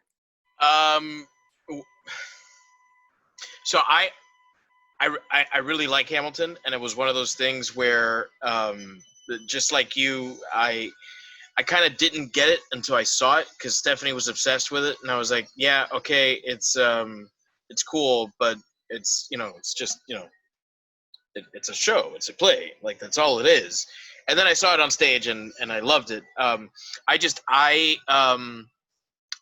come to really hate the portrayal of Alexander Hamilton. I see him as the villain in the story. And, no, I disagree completely. That's not. There's a lot of back and forth as to who the real villain is, who the real narrator is. I think that's what makes it so good, right? Yeah. Is the fact that Aaron Burr and Alexander Hamilton, neither one of them is ever vilified completely or made into this untouchable. I don't think. Hero. Yeah, I agree with that. I don't think any one of them are villains. I think they're human beings, and that the whole thing goes like hate the sin, love the sinner. Like, there's a lot of like there's not. I never. Again, I'm new to this, but I've never seen or heard this and gone, this guy's a bad guy, fuck this guy, or this guy's a good guy, fuck this guy's great. I've always just seen it as these are human beings and everybody makes mistakes. And I have a hard time, like I now find Hamilton totally unlikable as a character. So I have a hard time getting into his character. But from like a writing perspective, I think that Lin-Manuel Miranda is like brilliant. Like you can break down all of the nuances in like how wording changes subtly from one character to another, from one scene to another. Everything from the blocking that goes along with the wording, like it is absolutely brilliant. Like this is Shakespeare level brilliant. But I just find the character to be so totally unlikable that I've had a hard time getting into it. Not after watching it live, but after seeing it on Disney Plus like 2 times now. I really hate Hamilton. But I think that that's okay. Like, I don't think that you're supposed to, like, I know that you kind of favor, like, the Burr side of this, because we've had a lot of conversations about it. But I think that that's okay. Like, I don't think that there's a lot of conversations about how this, like, there's this whole, like, cancel Hamilton conversation that's happening now about, like, how they don't like talk about slavery enough and how like they glorify these people that were all slave owners or whatever. And I don't think that happens at all. I think that he wrote flawed characters, and because they were flawed humans. And I think it's totally fair to like see the good and the bad in all these people, because not all these people are good people. So I think that it was, there's nothing about this musical that wasn't intentional, right? Nothing is by accident. So I agree. think that another layer of it is that American exceptionalism is such an indoctrination where this is giving you an opportunity to experience it the way that Dave is, where he's like, he's an asshole, I'm on Burr's side. And then then somebody else can have a different perspective, or somebody could not even care about anybody and just be on Eliza's side the whole time. Like there's just so many perspectives to approach, to experience this musical with, that I honestly, I don't know. I don't think that there's I don't think there's one bad guy. I think there's a lot of bad guys. I'm with you on that. I think it's like a choose your hero. It's like a choose your hero type of scenario. Like, everyone can have their own, everyone should have their own argument for why they're going to make a case for who they're going to stand by as the hero. Or maybe there isn't a hero. Maybe it's just a story that has a lot of flawed characters, which speaks to the fact that a lot of times we approach our history as this like very cookie cutter, and then we all sang kumbaya, when in reality a lot of fucked up things have happened in order for it to continue to be, you know what I mean? So it's like, I think that's what I mean by I don't think anything was intentional. Now going back a little bit to what Gen Z's bitching about, where the slave owners, if Lin-Manuel Miranda would have tried to write a musical about slavery, they would have chewed his ass out. They would have never seen the light of day, because it's not his story to tell. It's not his story to tell. No. So then that's not that I will say is not the point of this musical. This musical is not about slavery. And it's up to somebody else to get inspired and go, well, you know what? That is the story that needs to be told. And this is how it should be told, in whatever way you want to approach it. So yeah, I stand by my perspective. Is just like, it's a choose your hero. Who are you? And it all depends. Honestly, for me, it depends what mood I'm in, because I could cry. I could, you know what I mean? It just depends. I think that it's interesting to me when I watch it. As many times as I've watched it, I feel like Hamilton, the characters of Hamilton and Burr, they're following each other, but in the opposite way, where Hamilton starts off with a rocket up his ass going like, let's let's change the world and whatever. And he's like willing to chew through anyone to do it. By the end of the musical, he's totally chill. He's like, like this is just politics. And at the end is where Burrs like snaps and he's like, fuck that, I'm gonna chew through this guy. And I think that, you know what I mean? Like there's just so many ways to see it. And I really like the fact that, we were able to experience it with the original cast. I would love to see a motion picture version of this adaptation to the musical. But I'm nowhere near. I mean, I'm 5 years deep and I'm still like, I'm in it. And it's amazing. It's an amazing experience. So I don't need a remake. It's already perfect. I don't. So the number ones were Rocky Horror Picture Show, Singing in the Rain, Tommy, Moulin Rouge, and Hamilton. What are the repeats? The repeats are Rocky. We had a few of 5 Hamilton, Chicago, Singing in the Rain, Rocky Horror, Across the Universe, and Rocket Man. Those are the repeats. There's 5 repeats? Yes. Well, there's 5 repeats. There's the only one that got repeated 3 times, thrice, is Chicago. Thrice. Okay. So Chicago's on there. Number 1 with a bullet. Hamilton was a repeat? No. No. The only Singing in the Rain. Oh, I Rocky thought Horror, I heard you say Hamilton was a repeat.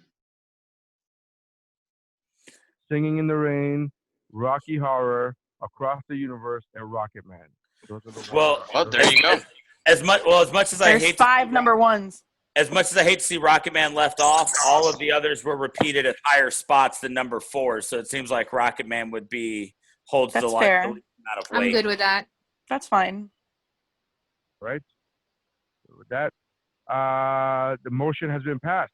So the final mountain is Chicago, Singing in the Rain, Rocky Horror Picture Show, and Across the Universe. So go out and watch. It's very diverse. I like That it. is Rocky Horror making that mountain. I love it. I'm happy it's there. I'm very happy it's there. Yeah. It's a cult classic. It is. Right. Classic. All right. So Mary's thank you for still checking mad us I out. made him sit through the shadow cast. I didn't know what the fuck I was walking into. She was like, I'm here in room 617. Come and check. I'm like, all right, I'll fucking go hang out with my friend. And then the fucking shadow cast started. And I fucking looked at Missy like, what the fuck did you bring? I looked at her as if she would have brought me into a fucking room full of fairies just going at it. And I was like, what is happening? Why did you bring me to this? What part of our friendship said that I would enjoy this? You're so fun. So thank you. No, well, you have your opinion. I have mine. I've lived through one. I would not say that. So thank you guys for checking us out. I apologize for the supersized episode, and we did go off about Hamilton. Again, apologize about that, but it's fucking it's a once a week listen, or once every 2 weeks. The way we're going. Thank you guys for checking us out. Make sure you check out the other podcasts, including Danny DeBono's other podcast called What You Got on the What's Up Bro. The Geek Bro podcast. So check out geekbro.net. You'll find the link to the YouTube channel of What You Got on there. Make sure you check out TeePublic for merchandise on the Geek Bro Network podcast, including What You Got and What's Up Bro and Shiver and Pero Let Me Tell You and what did I say? What You Got? Yeah, and the Geek Bro logo itself. So you can go to teepublic.com/user/geekbro, and then that's where you can find everything on there. And even if you just need T-shirts, if you go down on the side, there's like mugs and fucking pillows and tapestries, and tapestries and caps and phone cases. So make sure to check those out. Thank you very much for checking us out. Go fucking watch a musical, man. Fucking you uncultured swine. Get emotional with it. Uncultured swine is exactly that. All right, guys. Thank you very much for checking us out. That's how lists are made. Awesome. So last episode was an hour and 25 minutes. And we were like, I'll see that time and carry it over to this episode. I think it's the 5 people. No, it's not the 5 people. It's the fact that we went on for 30 minutes about Hamilton. We could have closed this shit out. Again, that's my fault entirely because I'm the one that fucking couldn't stop fucking talking about it. It's like a kid with a new toy. Like, no, I want to talk about it right now.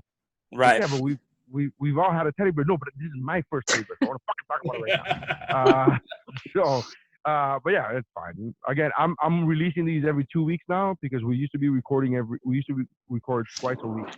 And so because we're recording only once a week, I'm trying to, and I don't know when this pandemic is going to end. So I don't know when this continuous episode thing is going to end. So I'm releasing them every 2 weeks. It wasn't by design at first. I just forgot to fucking do it every couple of weeks. But now I think the 2 week thing, especially with a 3-hour episode, that's fine. Let them fucking hear it out. And plus, sometimes, you know what? Joe Rogan releases 3-hour episodes every fucking day.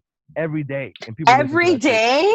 He releases 3 to 4 episodes a week, and they're all over 3 hours long. If they're not 3 hours, they're like 2 hours and 45 minutes. I mean, I follow a podcast that releases episodes every day, but they're like an hour and a half. Like, but again, they're like 3 hours every day, and they're all about Jesus. Yeah. And they're all about what? DMT. I don't know. It's a lot of that, but it's here's the thing about podcasts. It's fucking appointment listening. Like people they come to listen to it because they want to listen to it. It's not that they fucking have to. It's not. So anyways, it's been fun, guys. We'll figure out a topic and I'll see you in a week.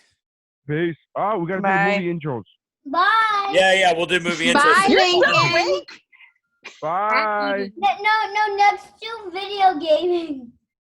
Just video gaming. That's gonna be fun tomorrow. Like the arcade video games. You want best arcade video games, buddy? Yeah. Best arcade video games. But instead of top 4, do a top 9. Whoa. What a random number. We went 3 hours on 4. What a random number. That's part of the reason why I've been a little more quiet than usual. I've had to deal with interruption. All right, guys. I'll see y'all later. Good night. Bye. Bye.